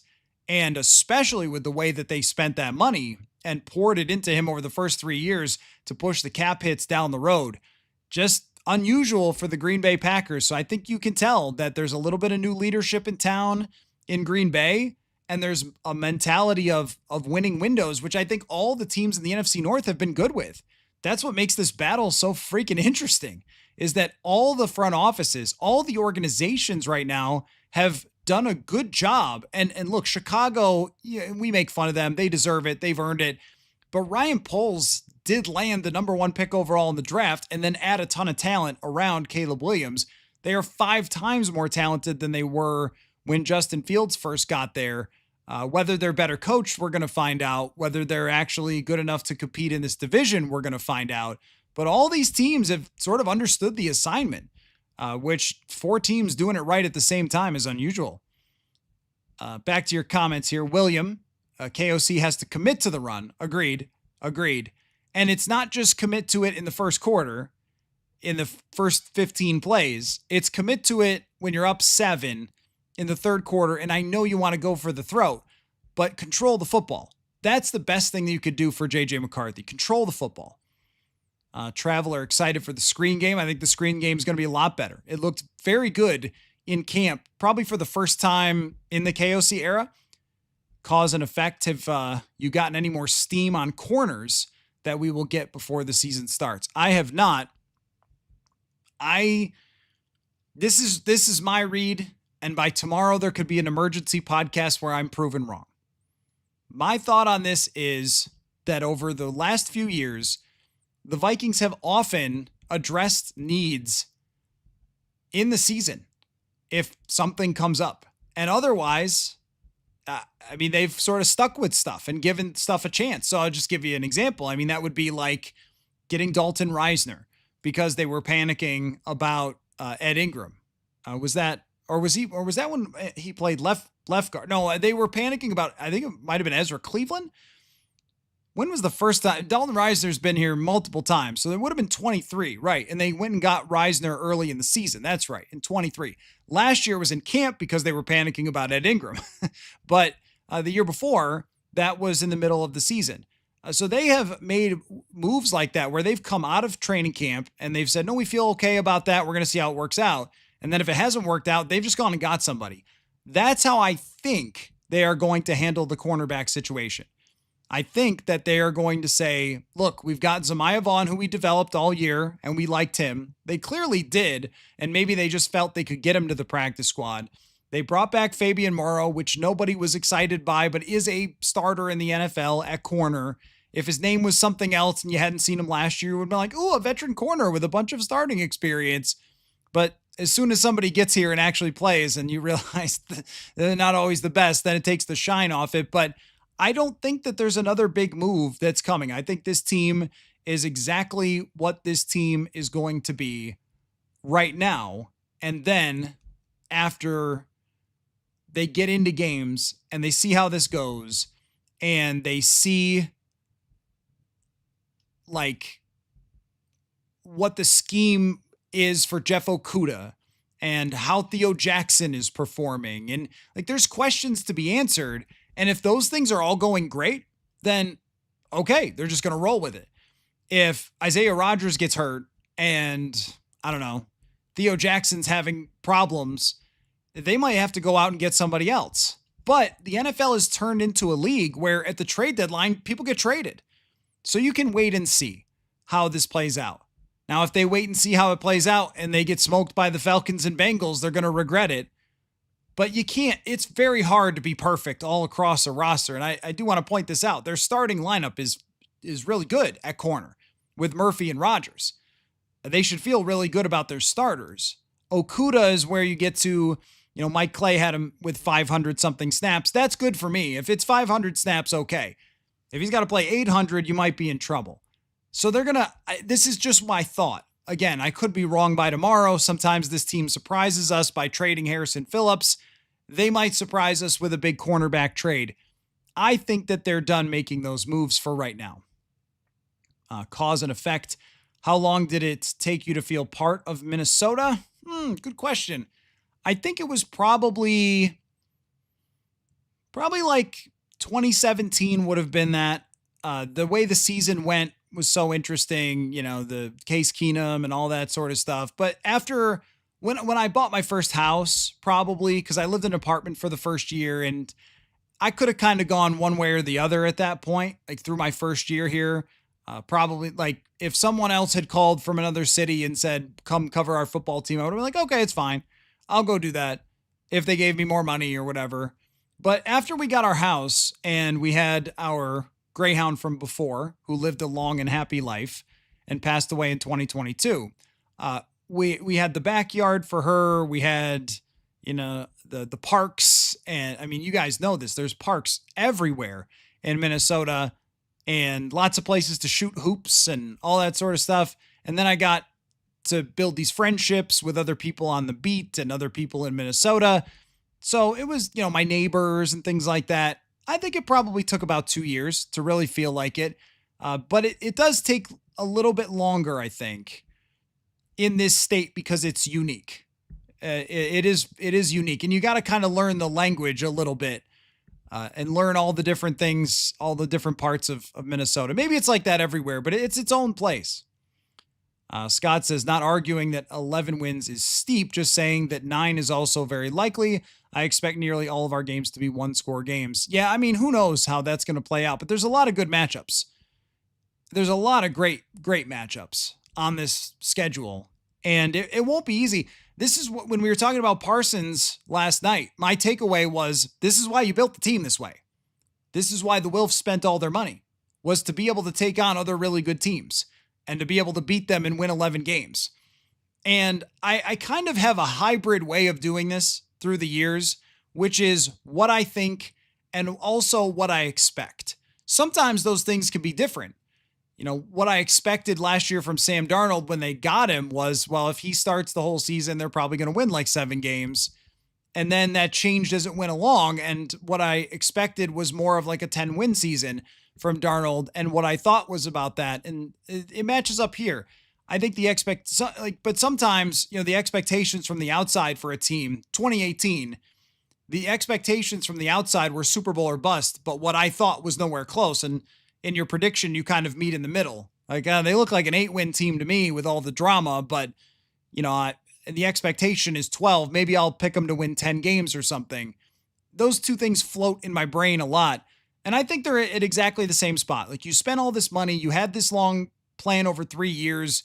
This is your first round quarterback. This is not some fourth rounder, just try hard who made the team and you're hoping can grind his way to a few wins. Like, this is a first round quarterback who won the national championship, who throws the heck out of the ball. Go win. And go win 11 games. And I think they've got the roster to do it. FanDuel question of the day. If it's not Micah Parsons, who is the favorite now for DPOY, who would it be? Kurt says Grenard. Not crazy.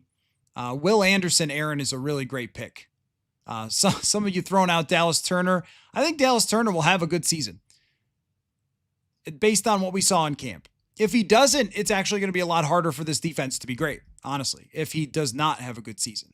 So he needs to have a big step-up season. Mike Kaye had him at 3.5 sacks. I think it's got to be more than that. I think it's got to be 6 or 7 sacks from him.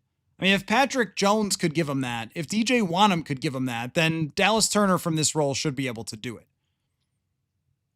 Grenard is the pick for, if it's the Vikings, then it's very likely Grenard, unless you end up with, 3 pick sixes from Andrew Van Ginkel and 10 sacks and things like that. So VA Viking, who's Green Bay's other bookend? Rashawn Gary.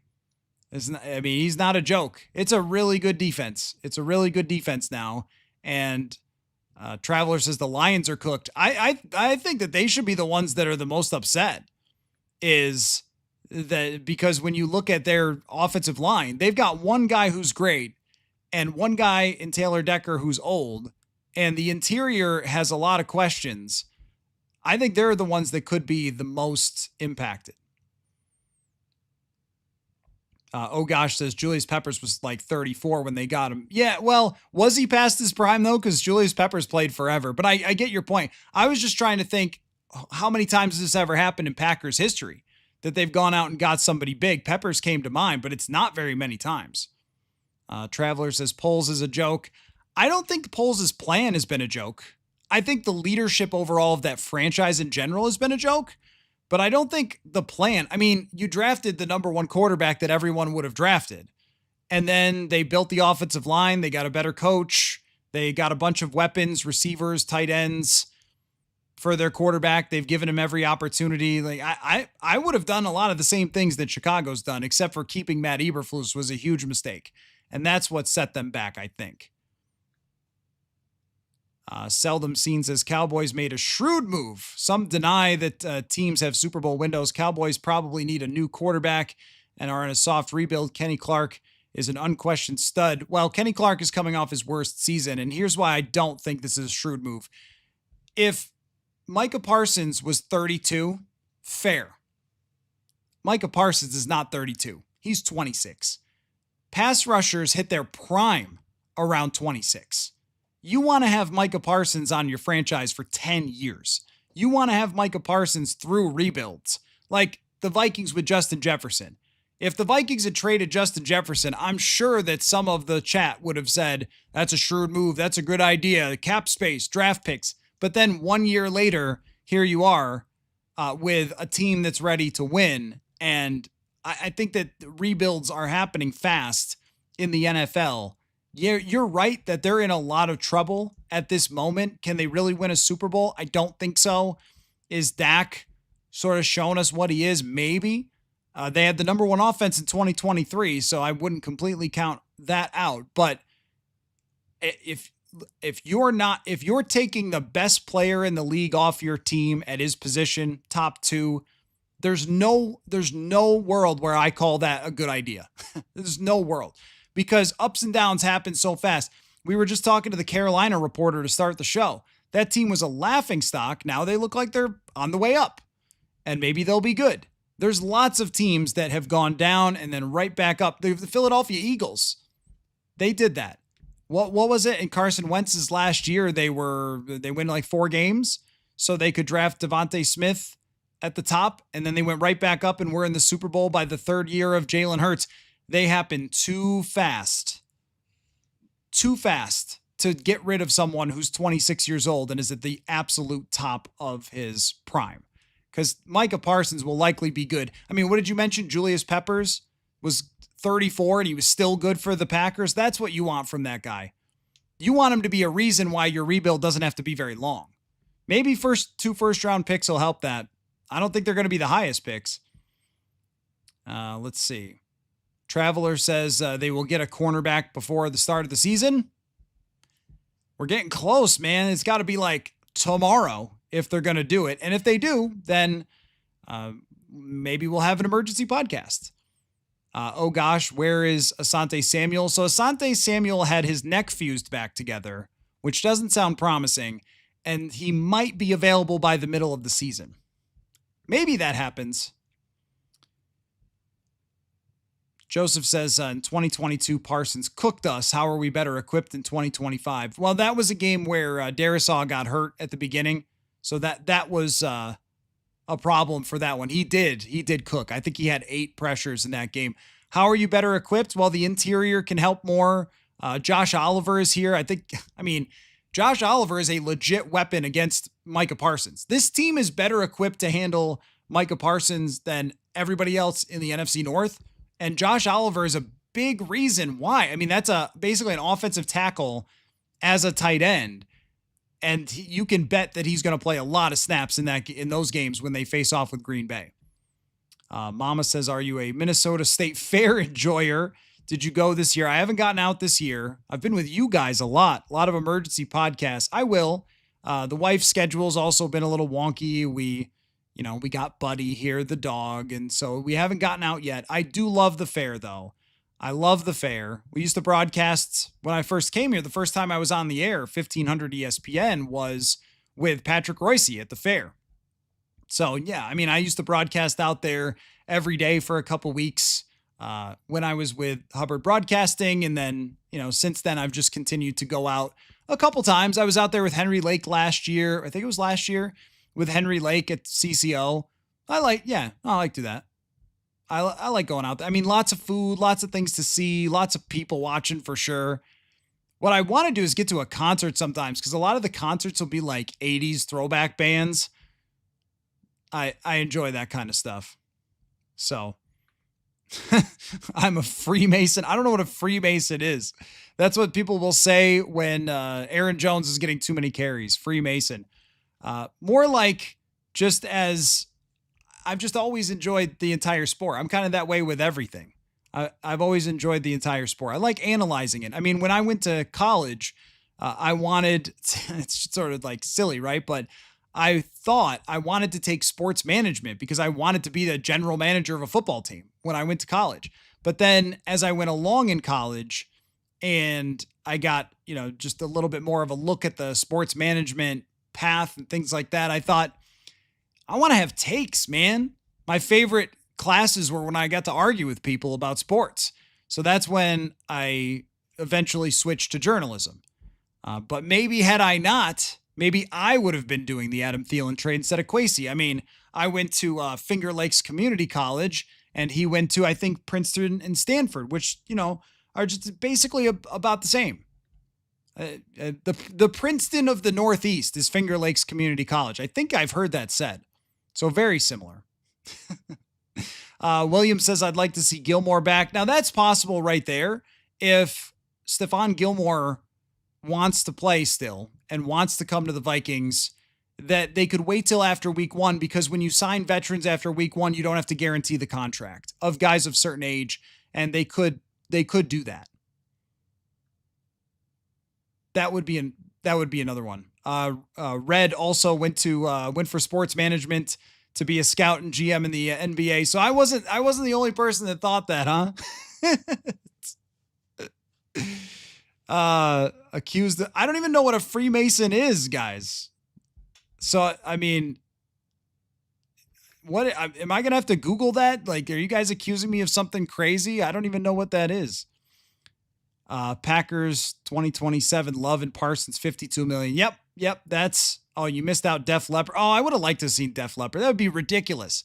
Having just watched Spinal Tap the other day, I would have really enjoyed watching Def Leppard. But that's, DL, like 52 million on the cap is probably not going to be that crazy when it comes to 2027 for what the salary cap's going to be. They have figured out a way here to jam this in to make it work. That doesn't mean they're going to make it work in a way that they can do a lot more, but they're doing all in, chips to the middle of the table. And when you have the Vikings pushing all in, I'm not part of the Illuminati. That must be it. When Freemasons wear tinfoil hats. Oh, okay. Oh, gotcha. Okay. So, anyway, well, are we after 9:00? Not quite. I should have guessed that we were approaching 9:00, but this podcast does go to 11. So that's what happens toward the end of this. But the last thing I'll say about the Parsons contract is that they have squished that and Jordan Love's contract into a box of these next couple years for them to win a Super Bowl. And the Vikings have taken a bunch of contracts and squished them into the cap box for the next couple years. And the Lions have squished them into the box for the next couple of years. And that's why the battle of the builds continues. And that's what makes it so interesting. I'll probably write about that. Man 0311 says not knowing what a Freemason is cracking me up. Here's the thing, guys. So, I have a wife. She is, it's a secret society that rules the world. Okay. Interesting. My wife is very smart. She reads a lot. She's on the road a lot, taking flights and things like that. And she knows everything that's going on in the world. She knows the local politics. She used to cover local politics for WCCO. So she knows all that sort of stuff. She knows everything. She knows what's going on with Travis Kelce and Taylor Swift. Everything you need to know. I know nothing except for this. This is what I know. When you guys talk to me about defensive schemes and every practice squad player and all those things, that's what I know. I interview Panthers reporters, and that's what I do. And talk about Doug Flutie and whatever. And that's how I am in real life too. I also know a heck of a lot about the WNBA and guitar players, but that's it. Very limited type of person. So, gross, Travis Kelce and Taylor Swift. I mean, come on, man. I don't know. It's fine. Gross? Yeah, I don't think anything regarding Taylor Swift is gross, bro. I think that's pretty fine. But she's, she's smarter than 99% of everybody reading this.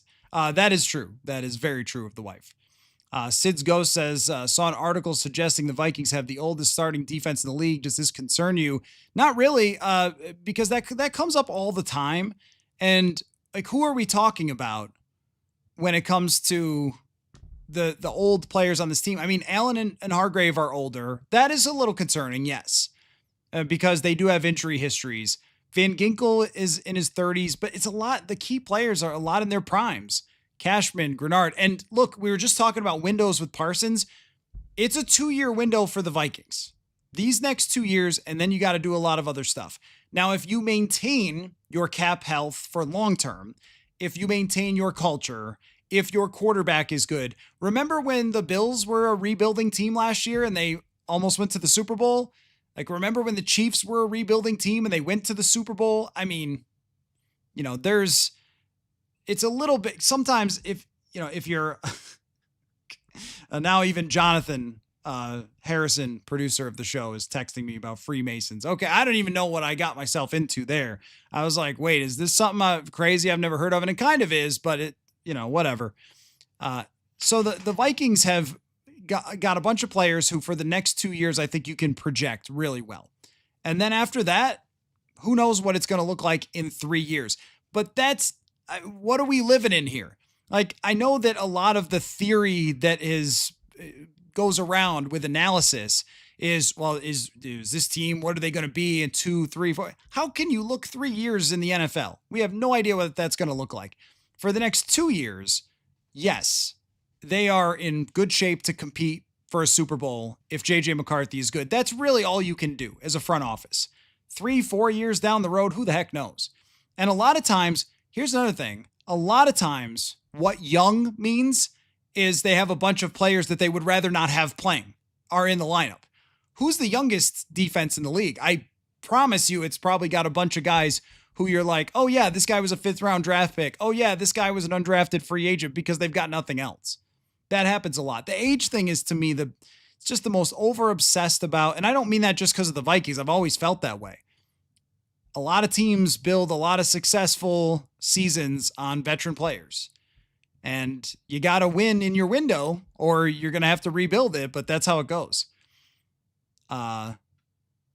Haley's Holy Smoker Barbecue. What about WWE knowledge? A little. I did go to a WWE event once. Saw Roman Reigns. That was crazy. I like WWE. I don't know a ton about it. I like it. I mean, I know the old stuff, the Hulk Hogan era. I watched a little bit of that as a kid, and I had some video games with WWE. And then during the pandemic, just coming out of it, I watched a lot more because I was just free on Friday nights. We weren't streaming the show every Friday night, so I watched that a lot more. So a little bit. I'm a Cody Rhodes guy. I actually use that reference. The WWE fans were big on me on 2024 because I used the reference of Cody Rhodes completing the story with the Vikings completing their story with JJ McCarthy. So there's enough to use. Brian says the NFC North is stupid. Can't sleep on anyone. The season's going to be crazy. Totally agree with that. I mean, honestly, when it comes to Taylor Swift, you guys got a problem with Taylor Swift. I think you're being a little weird. If you've got if you don't like her music, then don't listen to it. It's not that big of a deal. Oh my gosh, I saw her on TV. A good-looking lady who's a pop star. Oh no, are you okay? Come on. This is one thing. You know what's great about having horse blinders on and only knowing about greyhound dogs, guitars, and football in the WNBA is that I don't get too upset about a lot of stuff that I think people let the rest of the world upset them on. If you looked at my Twitter, it's like 99% football and then 1% WNBA. And that's it. And I don't get too upset about stuff. I don't walk around being mad about things all the time. And I follow the Star Tribune, the local news and all that. But I'm not going to let Taylor Swift make me upset. She got some okay. So I went to her concert with my wife. It was good. Best wrestler ever. I can't tell you. I don't know. I can't tell you that. I mean, I could tell you who I've liked. I love Randy Savage. I mean, who doesn't love Randy? I could do the show in Randy Savage's voice, ooh, yeah, that's a defensive tackle, I like those old guys when they would run in like crazy, but I mean, I can't, best ever. I don't know. The Undertaker was pretty cool. Mama says, I feel like Matthew secretly knows about Olympic bobsledding that he isn't sharing. Well, there are some stuff where you'd be a little bit surprised that somehow randomly I learned. This actually surprises my wife sometimes, where I came across something someday. So I have this kind of steel trap of memory, and I may have heard something many years ago and it will just sort of stick there. So I'll give you the stupidest example because we're past 9:00 and this is what live streaming is supposed to be, is we were in the middle of the night, just sort of, we got nothing to do. The wife and I going through channels. This is the dumbest thing, but this is how my brain works. And we came across an old show, Dr. Quinn Medicine Woman. You guys remember this show from the 90s? And I didn't have cable growing up, so I had watched all those shows that were on network television. And they were showing the first episode ever of Dr. Quinn Medicine Woman. And I said to my wife, oh yeah, this is the one where she has her tooth pulled. And she was like, no way in this world do you know what happened on the first episode ever on Dr. Quinn Medicine Woman? I'm like, no, I do. And she did. We watched the whole episode. She had her tooth pulled in the episode. Yep. So that's life in this household. But for whatever reason, things just kind of stick in my brain. But mostly it's we go to Culver's, we go through the drive-through, and we get number 93, and I go, well, the obvious there would be Julius Randle, or not Julius Randle, John Randle, Julius Randle, the basketball player. The obvious would be John Randle. But, I think I'll go Joel Steed with number 93. And it's like, then I get a picture out and I show her. We got 87 and she was excited about Kelsey and Taylor. And we got 87. She was like, wow, on the day that they got, engaged. And so I pulled up a picture of Keenan McCardle. I'm like, this is 87 to me. So Guitar Person says Taylor Swift is great. Screw the haters. Hey, you know what I love about Taylor Swift? I'll tell you one thing that I really, really love about Taylor Swift is her business acumen. Because doing Purple Insider, I had to start this as a business. I got an accountant and all that stuff, financial advisor. For her to get her master tracks back and fight that fight was really something to see. That took a lot for her to do that. So that was cool. Like as a business person, she is amazing. So I give her all the credit for that. And I don't get angry when I see her on TV. Her songs are fun. I went to the show with my wife and it was at US Bank Stadium. Place was crazy loud and everybody there knew every word to every song. I play guitar. I've written songs before, all that sort of stuff. If you have the talent to write songs that are going to have 70,000 people singing all your words, you're good, man. Like you're just good. She's no Xena warrior princess. Jane Seymour. Yeah. Jane Seymour, a Bond girl at one point. There's another, why is that in there? I don't know. But she was Live and Let Die. Tyler trying to get this thing back on the rails says, do you think the Vikings have to sign a corner before the opener? I don't. I think they're going to play the beginning of the season with their corners. I think that they will begin the season with what they have. And if I'm wrong, I'll be back on tomorrow. Not completely insane says, time to get down to brass tacks. Favorite bands from the 80s. Pearl Jam to me is not an 80s band. Dire Straits, REO Speedwagon for sure. Of course, Journey. Man. Like I think of guitar players first when I think of 80s bands. Def Leppard is hilarious. I mean, Van Halen was one of my favorite. The Police. Well, Metallica, I learned all the Metallica songs when I was in high school, so I still bring those out. Motley Crue. I mean, a lot of these. REO Speedwagon is just crazy to listen to. Foreigner, Journey, Genesis. What a time to be alive. Yngwie Malmsteen versus Steve Vai. I'm more of a Steve Vai person to listen to, but I think even Steve Vai would say Yngwie Malmsteen is the better guitar player, but Steve Vai is, I think, just more musical than Yngwie. Somebody described Yngwie Malmsteen as sounding like he was fighting pirates every time he plays guitar, and I think that's so right. For the win, you got 84 at Culver's today. Well, that's an easy one, but you got to go deep. You got to go, when you see 84, you got to go, okay, I know Moss, but who's next? Who else is number 84? Are you going Michael Jenkins? Are you going Eric Gulliford? If you go Eric Gulliford, then you know. My brain goes to Bucky Hodges because when they drafted Bucky Hodges, they gave him 84. And then he said, I hope I carry on the legacy. He did not carry on the legacy. Taylor Swift just sneezed 10,000. That's what I'm saying, man. Like somebody who is able to do all that, make that much music, get that many people to enjoy her work. I can't hate on that.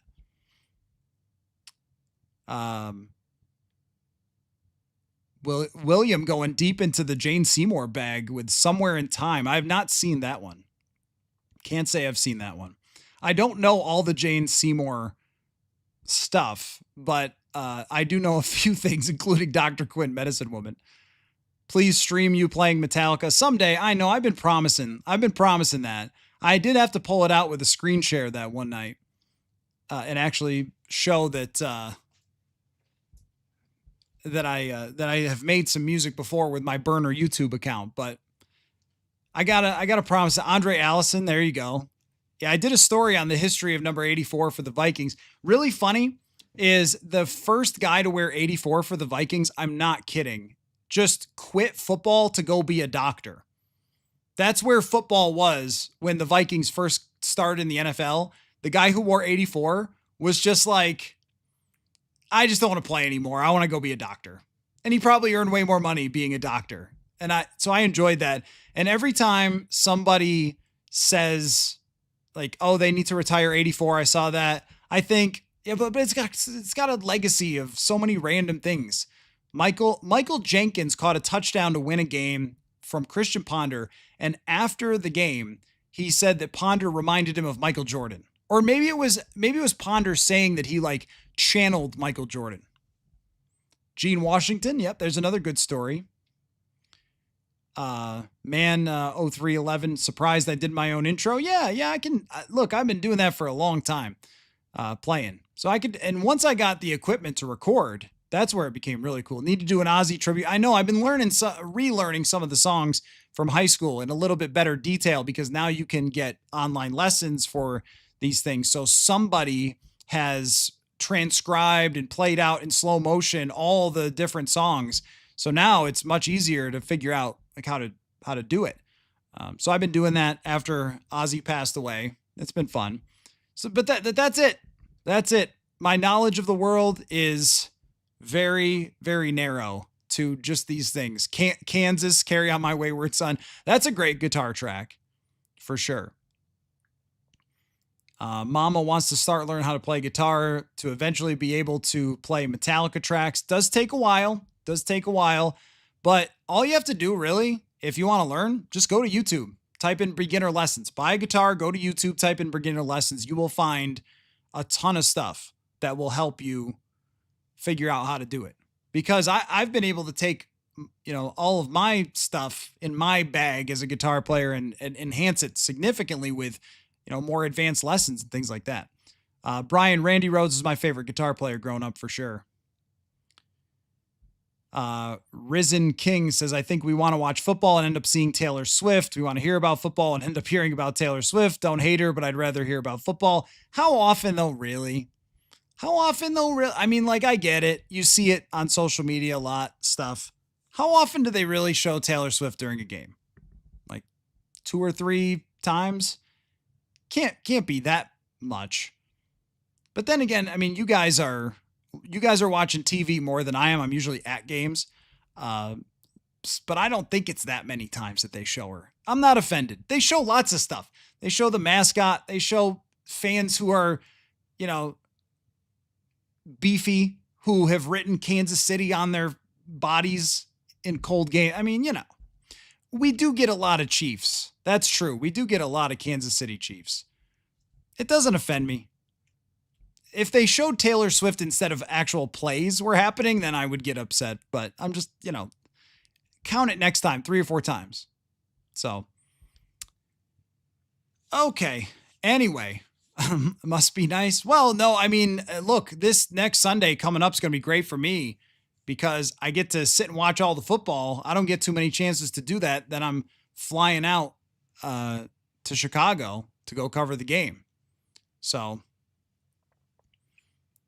be annoyed for 30 seconds and then move on. Yeah, I mean, I don't know. Like, being annoyed by stuff like that to me is just a choice. Like, you want to be mad at it. You don't have to. You can just not care about it. They show Taylor Swift. She goes, yay, team won. I mean, they do that all the time. Like when Yankees games in the 90s, they would show Derek Jeter's parents every time he hit a ground rule double. Like, whatever. They usually do stuff like that. So you're right. Yes, guitar person. Better to see Taylor Swift than a fat guy with Kansas written on his belly. Yeah, that's what I'm saying. The main point is to not let things anger you that are unnecessary when you've got a lot of football to rage out about for the next 6 months. So next week, unless there's an emergency pod, I'm just going to be around here playing with Buddy the dog, watching college football, and working on some stuff for some articles for next week. And maybe, taking a deep breath here after a crazy week. That's the plan for the weekend. Next week, though, it is all in, gas pedal all the way down, hardcore preview in Vikings and Chicago Bears. ESPN's Courtney Cronin will definitely be on. That's going to be toward the back end of the week. We're going to be out there at TCO Performance Center, I think 3 times in the locker room next week, and we'll see the warm-ups for practices. You're going to hear from Andrew Kramer of the Star Tribune with our hardcore, our hardcore previews are back for longtime watchers and listeners of the show.